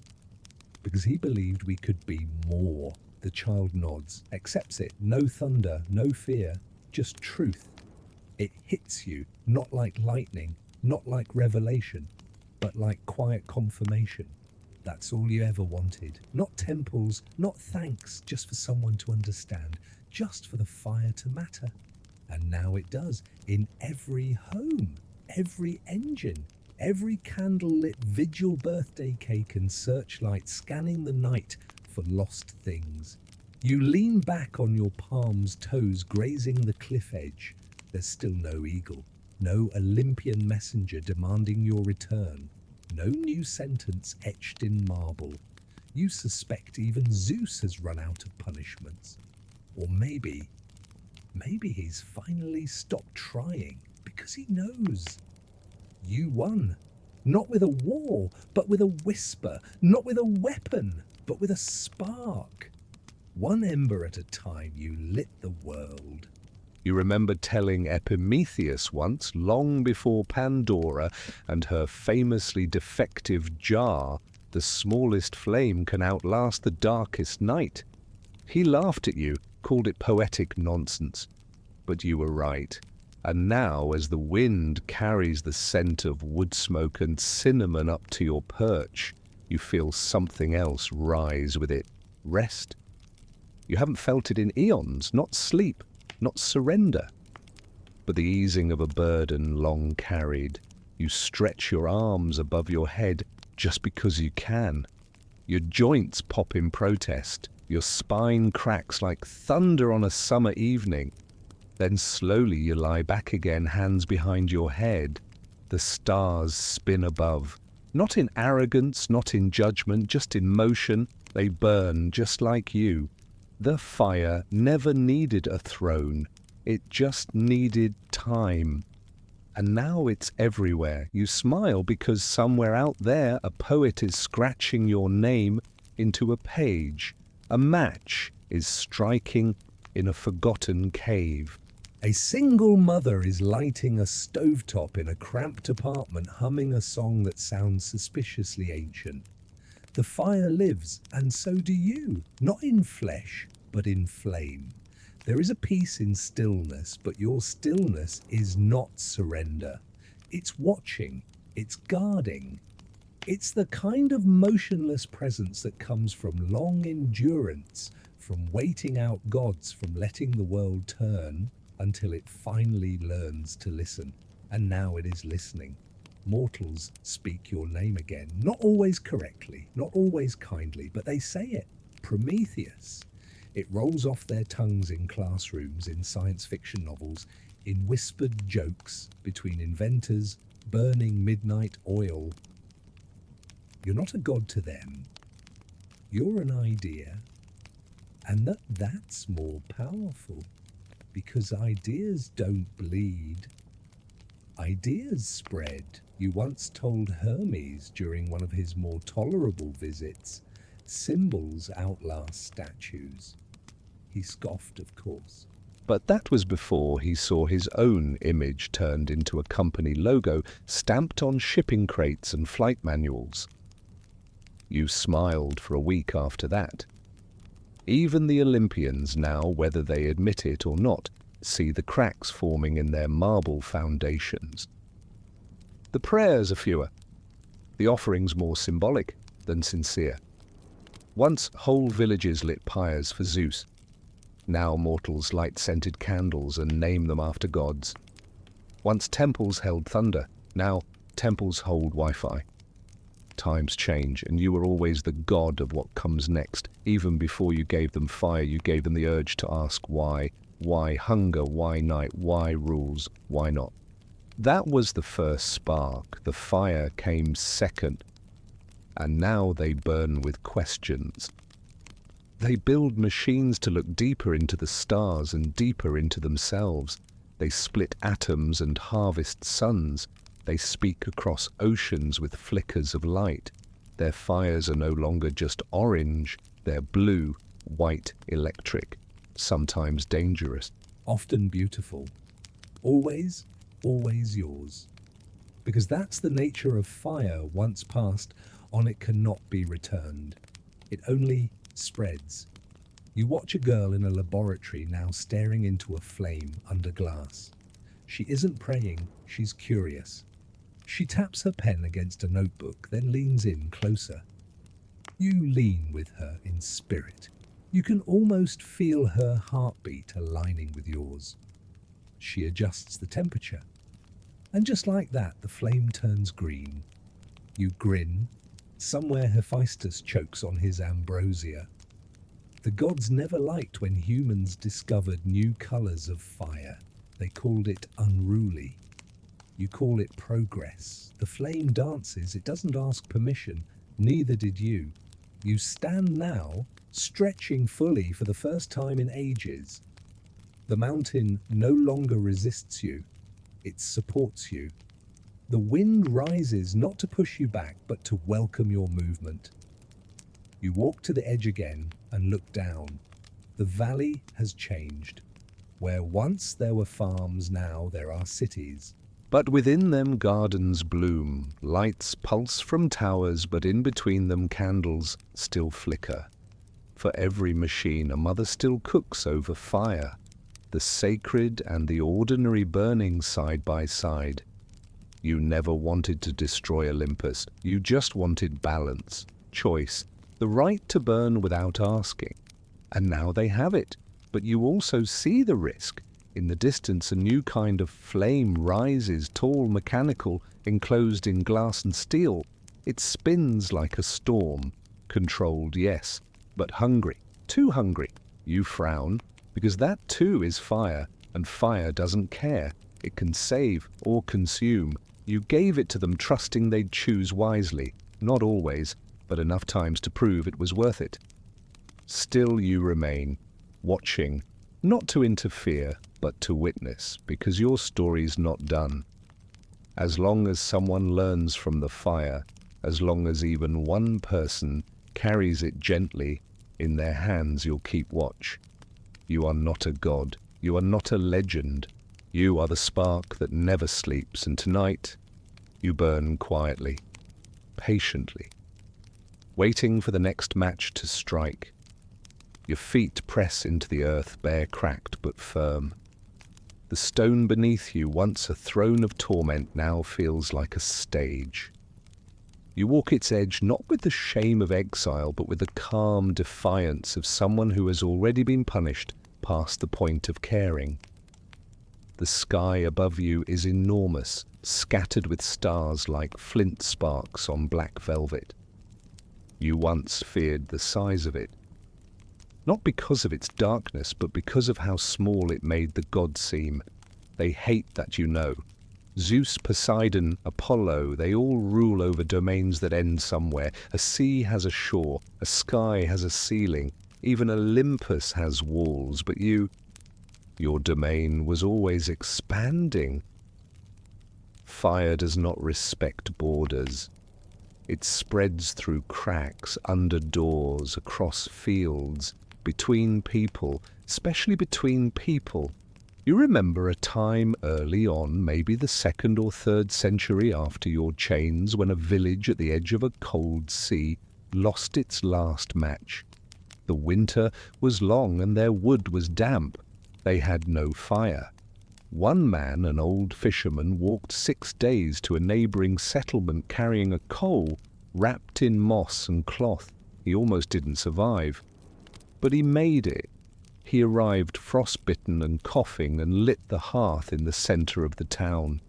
When they asked him why he didn't say, "Because I'm brave," or "Because I'm a hero," he said, "Because someone did it for us once.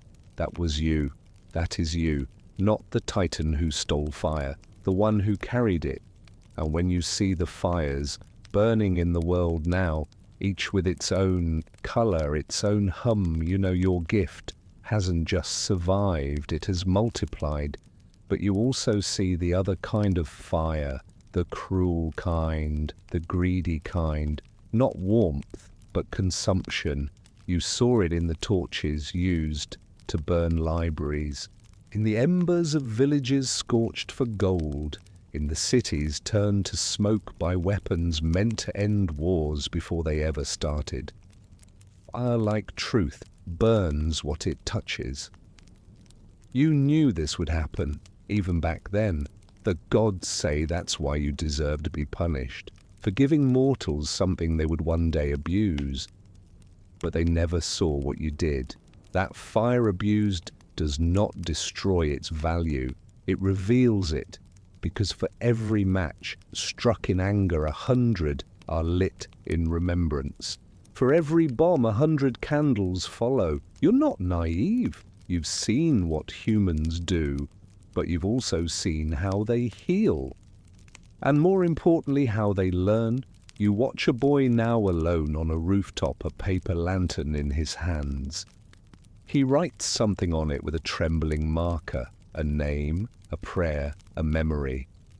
Then he lights the tiny wick inside. The paper glows. He releases it. It rises orange and warm against the night sky. Dozens more follow from other rooftops, other cities. Other hearts. Soon the sky above the valley looks like it's on fire, but gently. A constellation of grief, a galaxy of hope, and you smile. Because this was the point all along. Not just giving fire, but teaching them what to do with it. They're still learning, but they're trying. That's enough. You sit again on a new boulder this time because you can, and fold your hands across your knees. In the distance you hear thunder, maybe Zeus, maybe just weather.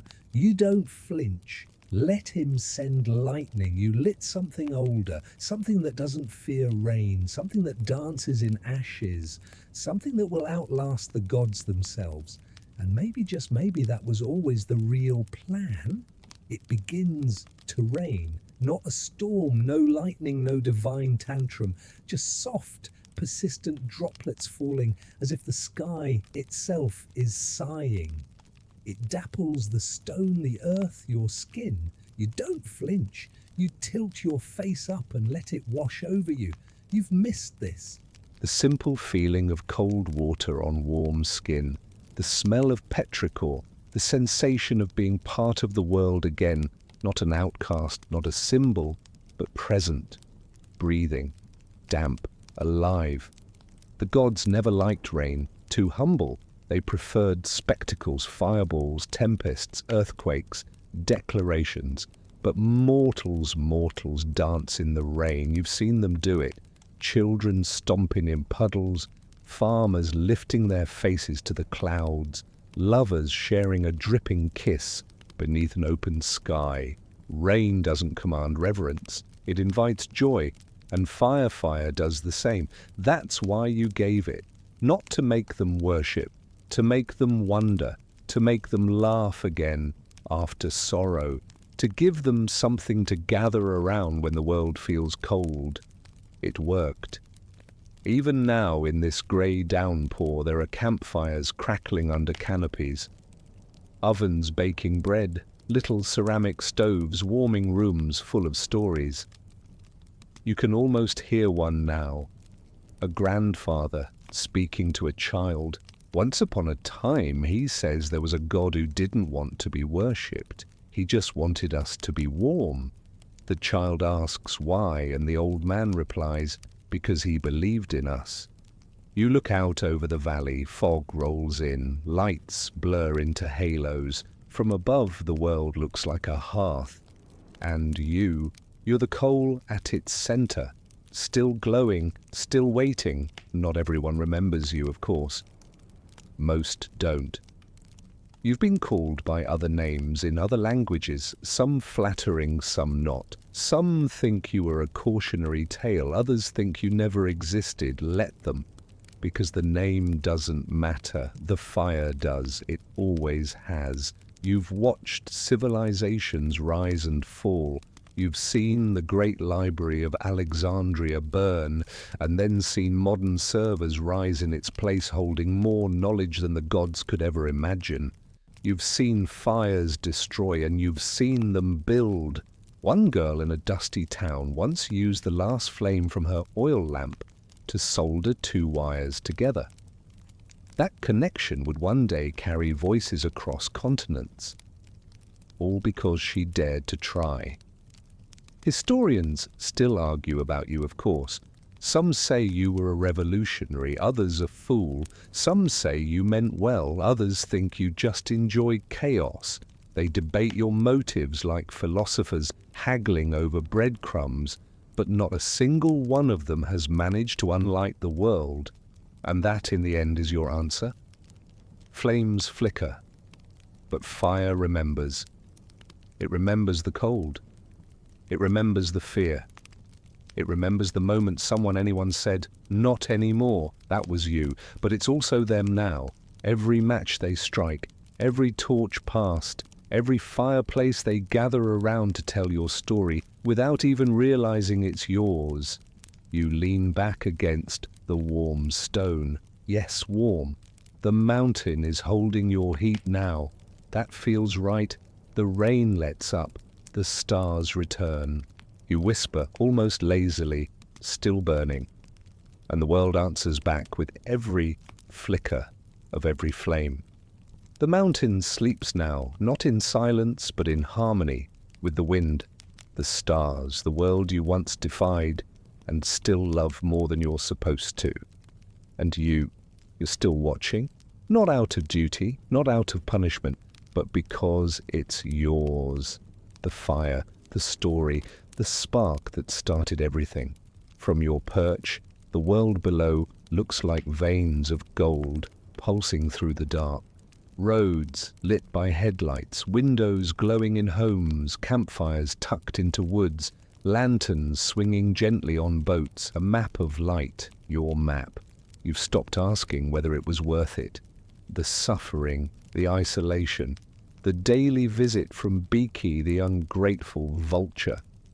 You know it was. But what surprises you more, what keeps you still on this rock long after the chains are gone, is how much more it has become. You gave them fire. They made it into memory. They wrapped it in ritual, in celebration, in mourning. They gave it names. They turned it into birthdays and memorials, hearths and vigils. One village down below lights a lantern every year on the day their great library burned down. Not to weep, but to remember, to say, "We'll build again." As you taught them, is not just for survival, it is for beginning again. You shift your gaze westward now. There's a boy walking through snow, hands in his pockets. He's young, maybe 15. His town lost power. The storm came early this year, and yet he keeps walking. In his arms a small iron pot, inside a single coal. His grandfather taught him how to carry it. He will relight the house with it. Not because he believes in destiny, but because he believes in doing what you can. And isn't that what fire is, doing what you can with what little you have and trusting it will be enough? You whisper his name. He doesn't hear you, of course, but somehow he feels it. You see him pause, lift his chin and walk faster. You smile, because that more than anything is why you stayed. Not to be remembered, but to remember them. They, their frailty, their fire-making, their stubborn hope, are your reason. Even now there are moments when you think, what if I had obeyed? What if I'd let the gods keep their monopoly on light? Would the world be quieter, safer, easier? Maybe, but it would be colder. It would be full of people stumbling in the dark, not even knowing what they were missing. And worst of all, they wouldn't try, because that's what fire gave them, permission to try, to make mistakes, to light the wrong end of the match, to burn the toast, to burn the system, to burn brighter. You once told a mortal long ago, courage is the first spark, fire is just what follows. He carved it into wood, passed it on, someone else wrote it down. Now it's a quote on a school wall in a city you'll never see. You don't need to see it. You just needed to know it reached them. The mountain hums again beneath you. Your rock, your old faithful seat, has warmed. The rain has left a scent like fresh stone and pine sap. You lie back, hands folded, eyes open. The fire is everywhere now. It needs no protector, but still you remain, not to guard it, but to honor it, because even after all this time, you still believe in the gift and in the hands that carry it. There's a kind of silence that only comes after centuries of noise, not the absence of sound, but the presence of rest. That's what tonight feels like, not a grand finale, not a triumphant ending, but the long, deep breath you take when you finally lay the burden down, not because it was too heavy, but because you've carried it far enough. The stars are out again, and they're unusually still, like they're listening, and maybe they are, because even celestial bodies have their quiet nights. Even the sky needs a break from shining. You sit cross-legged on the rock, your old prison, now your chosen chair, and run a thumb along its surface. It's smoother now, worn down by centuries of your weight. You're shifting your stubbornness. Even stone softens eventually, like gods, like stories. You peer down into the valley and see a line of lanterns floating down a river. Dozens of them, paper and flame bobbing softly on the current. They flicker in the dark like fireflies' silent prayers set adrift.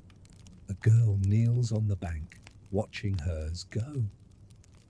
She's just lost someone. You can tell by the way she doesn't blink, by the way she leans forward as if trying to follow the flame all the way into whatever comes next. The lantern wobbles in the current, but it stays lit, and that to her is enough. You feel something stir in your chest, not fire, something slower, sadder, lighter, grief, gratitude, something divine and human at once. You remember how much loss you've seen, not your own necessarily, but theirs. You've watched a species that dies so easily choose again and again to live anyway, to risk love, to build homes out of wood and paper, to carry fire in their hands like a promise. You didn't teach them how to survive, they taught you.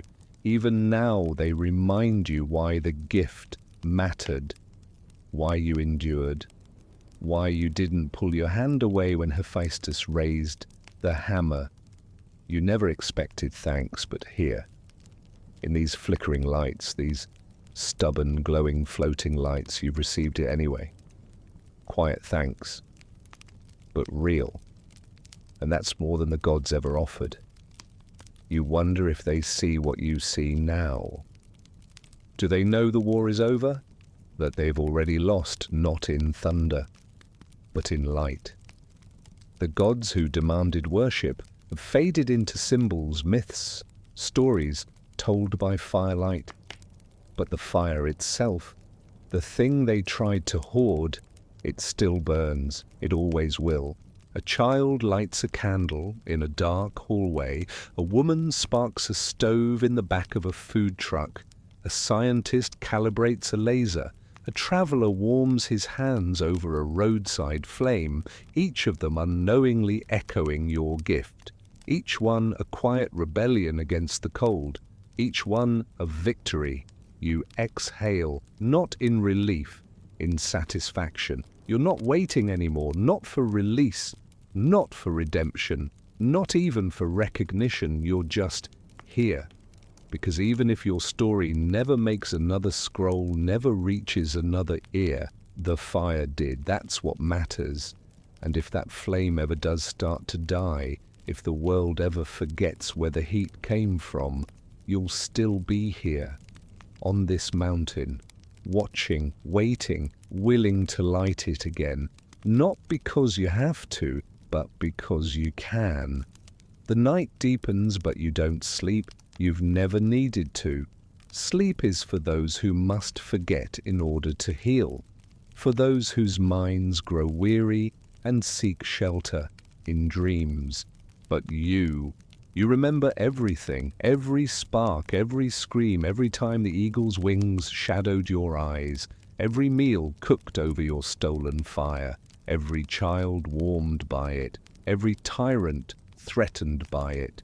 You remember when you were a Titan, not yet a symbol, not yet a warning, just a curious mind in an ancient body wandering the cosmos, asking inconvenient questions, before Olympus, before punishment, before fire had a name. You were not born in rebellion, you grew into it, and now even unbound you remain its steward, because rebellion too is fire. You hear the gods whisper sometimes, not to you of course, never directly, but to each other. You're still the topic of their worst conversations. He shouldn't have done it. He gave too much. They're not ready. And yet here we are. They say you handed mortals a torch they weren't prepared to hold. But whoever is ready, children aren't ready to walk. Writers aren't ready to publish. Revolutionaries aren't ready to lead. People become ready by doing the thing anyway. That's fire too. Not certainty, but action. Zeus once accused you of being reckless. Do you even know what they'll do with it? He roared. And you had answered quietly, no, but I know what they'll do without it. You were right. Without fire, they would have huddled in darkness. With it, they stood up, built, loved, made mistakes, and built again. You rise to your feet now, not because of some dramatic cue, but because the valley is stirring with motion. The boy who walked through snow with his ember has reached home. He places the coal into a stove, fans it gently, and it catches. His sister cheers, his mother cries, his father wraps a blanket around him and calls him little Prometheus. You laugh out loud, not a great thunderous laugh, just a tired, delighted one. The kind that tastes of relief. You watch the stove flicker to life, watch the family gather close. Watch the glow paint golden halos on their tired faces. You once told yourself you'd know when your job was done. Not when the gods surrendered, but when the need did. And here it is. Not absence of need, but inheritance of it. They don't need you anymore, because they've become you. Each time they pass on a spark, each time they warm each other without waiting for permission, you live again. You are not a person anymore, not a Titan. You are the act of giving without guarantee. You are the warmth that follows a choice. You are in every fire that is lit because someone chose not to let it go out. And tonight you realize something. The chains didn't fall because time weakened them. They fell because you're not needed to wear them anymore. You've done it. You've carried the flame through the longest night. And now it carries itself. That doesn't mean your story ends. It just means it continues in different hands. You walk down the mountain now, slowly. No hurry. No audience, just the quiet crunch of gravel and the hush of wind in the grass. The fire waits below, not needing to be stolen, just tended, and you've become the tender, the keeper, the whisper that reminds the world it was never about me. It was always about what came next. The path downward is unfamiliar, not because it's new, on the contrary, it's ancient, carved by footsteps older than memory, but because you've never walked it in this direction. You were always brought up here, bound, lifted, delivered like a warning, but now you walk under your own weight, not dragged, not forced, just choosing. The mountain does not resist you, it lets you go gently. You pass places you haven't seen in epochs, a ridge where vultures once nested, a cliff where snow collected in perfect white silence, a place where you once saw a shooting star and wondered briefly, selfishly, if it was coming for you. None of it tries to keep you. They've watched you long enough, and now you're walking toward something, not away. At a bend in the trail you pause. The sky is beginning to pale, a faint blue stretch behind the mountains. No sun yet, just that soft pre-dawn hum. Below the world sleeps, but not all of it. A girl sits in the ruins of a half-collapsed barn, lighting a fire in an old tin bucket. Her breath curls in the cold. Her hands are chapped, but the spark catches. She claps once softly and hugs her knees close. You watch her face. There's no war in it. No grand realization that she's reenacting one of the oldest stories in existence. Just relief, warmth. She holds her hands toward the flame. She's not thinking of gods. She's thinking of tomorrow. And you feel something in your chest, an ember. You didn't even know you still carried glow a little brighter. Because this exact moment is everything. The quiet continuity, the gift passed on without fanfare. No prophecy, no throne. Just one person lighting a fire because it's cold and because someone long ago made that possible. You. There's no statue of you in her village. She doesn't know your name, but she's part of your legacy nonetheless, because your legacy was never carved in marble. It was carried in coals, in whispers, in the hands of those who choose not to let the world freeze. You continue walking. The grass is wet, the air is sharp. You like it. As you descend farther, your senses awaken. You smell chimney smoke, bread, rust, and the subtle scent of electricity in the air, the strange, sterile cousin of fire. They've taken your gift and reshaped it 100 times over. Torches, forges, lamps, reactors, screens, neon, lasers, tiny blinking lights inside boxes that talk. Fire in its 1,000 disguises. You didn't plan for any of this, not exactly. You just trusted. And look what they made. A boy runs past you, on the trail, doesn't even notice you. In his hand is a solar-powered flashlight. He's chasing a dog, laughing. You step aside and let them pass. You smile, because in a way that flashlight is a torch. You gave it to him. Not directly, but undeniably, and it lights his path now. That's enough. More than enough. You reach a tree and lean against it. You're halfway down the mountain, and for the first time in forever, you don't feel the need to look back. Because the fire moved forward, the forest thickens as you descend. Branches reach out like old friends, brushing your shoulders as if to ask, "Where have you been?"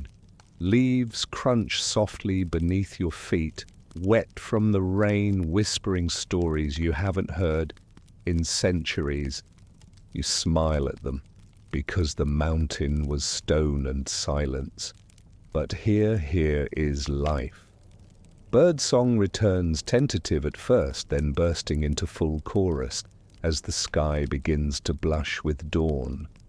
The air tastes different, loamy, alive. You breathe it in as deeply as your immortal lungs allow. For the first time in eons, the wind doesn't carry your past.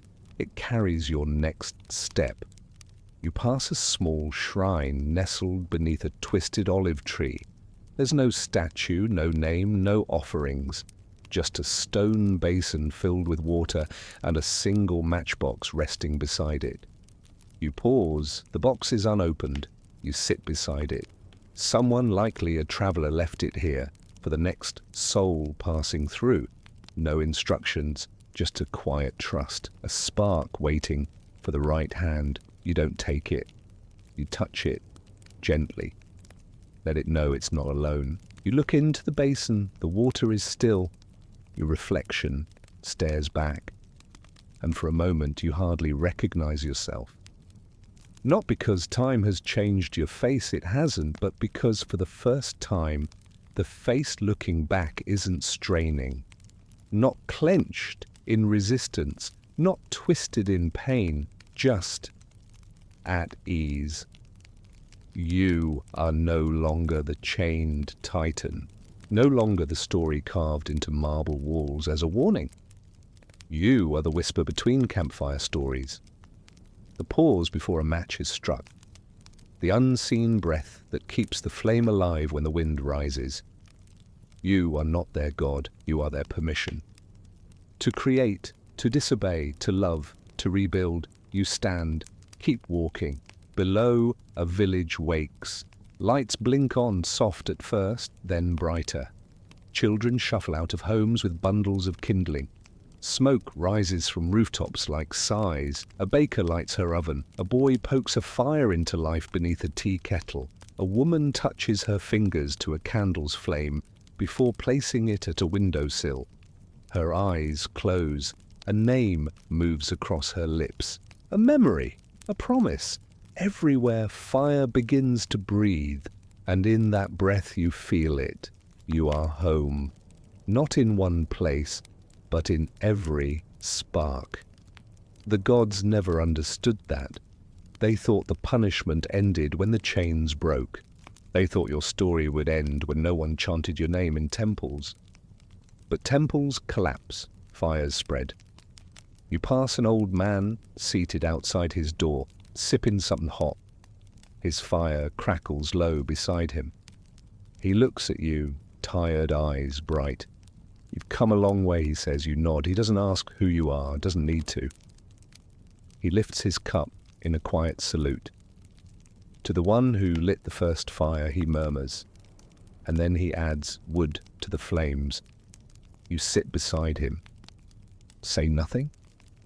Just watch the fire rise, because sometimes the greatest act is to be there when the flame is passed on. No speeches, no thunder, just warmth and time. You once thought your story was about rebellion, but maybe it's really about continuity. A flame traveling hand to hand, life to life, age to age. No beginning, no end, only choice. You sit until the sun breaks over the trees. And in its golden light, the fire doesn't dim. It glows, still burning. Always. The morning settles over the world like a warm hand on a fevered brow. Soft light curls through mist-soaked trees, dapples rooftops, slides across windows where sleepy faces peer out into a day that doesn't yet know what it will become. It's the kind of beginning that doesn't announce itself but becomes one just the same. You rise, not because you must, but because this is how the fire moves forward now, on foot, in silence, with eyes open. You walk slowly through the waking village. No one stares, no one kneels, no one says your name, and that's exactly as it should be. Because the fire was never meant to glorify you, it was meant to outgrow you. And it has. In a courtyard, a woman teaches her daughter how to start a flame with flint and steel. The spark catches, the girl squeals with delight. You smile and keep walking. In a window, a young man scribbles equations beside a steaming mug, his face lit by the flicker of a candle. He doesn't know you exist. But he wouldn't be here if you hadn't. You nod at him he doesn't see. That's fine too. The greatest gifts are the ones passed hand to hand, name to name, until they no longer remember where they began, but still carry the power of their origin. Your power isn't gone. It's diffused, scattered like coals across the globe. Some buried deep, some burning bright, some barely smouldering, but all alive. You stop at the edge of the village beside a field of tall grass, silvered by morning dew. You can go anywhere now. You could disappear into the myths, into the clouds, into the next age of the world. But instead you turn back, not to stay, to watch. One last time.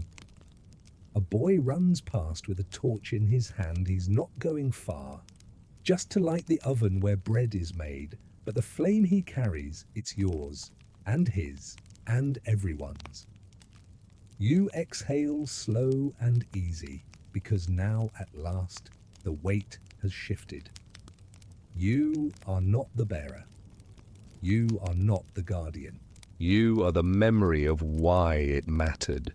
The myth that became a movement, the prisoner who lit the path for the free. The world turns, the fires rise, and above it all, the wind carries the simplest truth. The flame you gave them, they kept it, and that is enough. Now the story fades like the last embers in a hearth, long after midnight. The mountain is distant now, wrapped in mist, sleeping peacefully, without a prisoner atop its peak. The fire that once marked defiance has softened into something quieter, something warmer. It lives not in thunder or chains, but in candles and cookfires, in lanterns left glowing for those who return home late. And you step back gently, not gone, just less needed. You've been many things, rebel titan, trickster, torchbearer, but in the end you became something more enduring. A whisper, a warmth, a choice. Your flame passes silently from hand to hand, no longer fearing darkness. It lives in memory, in invention, in every soul who lights another's way without asking for thanks.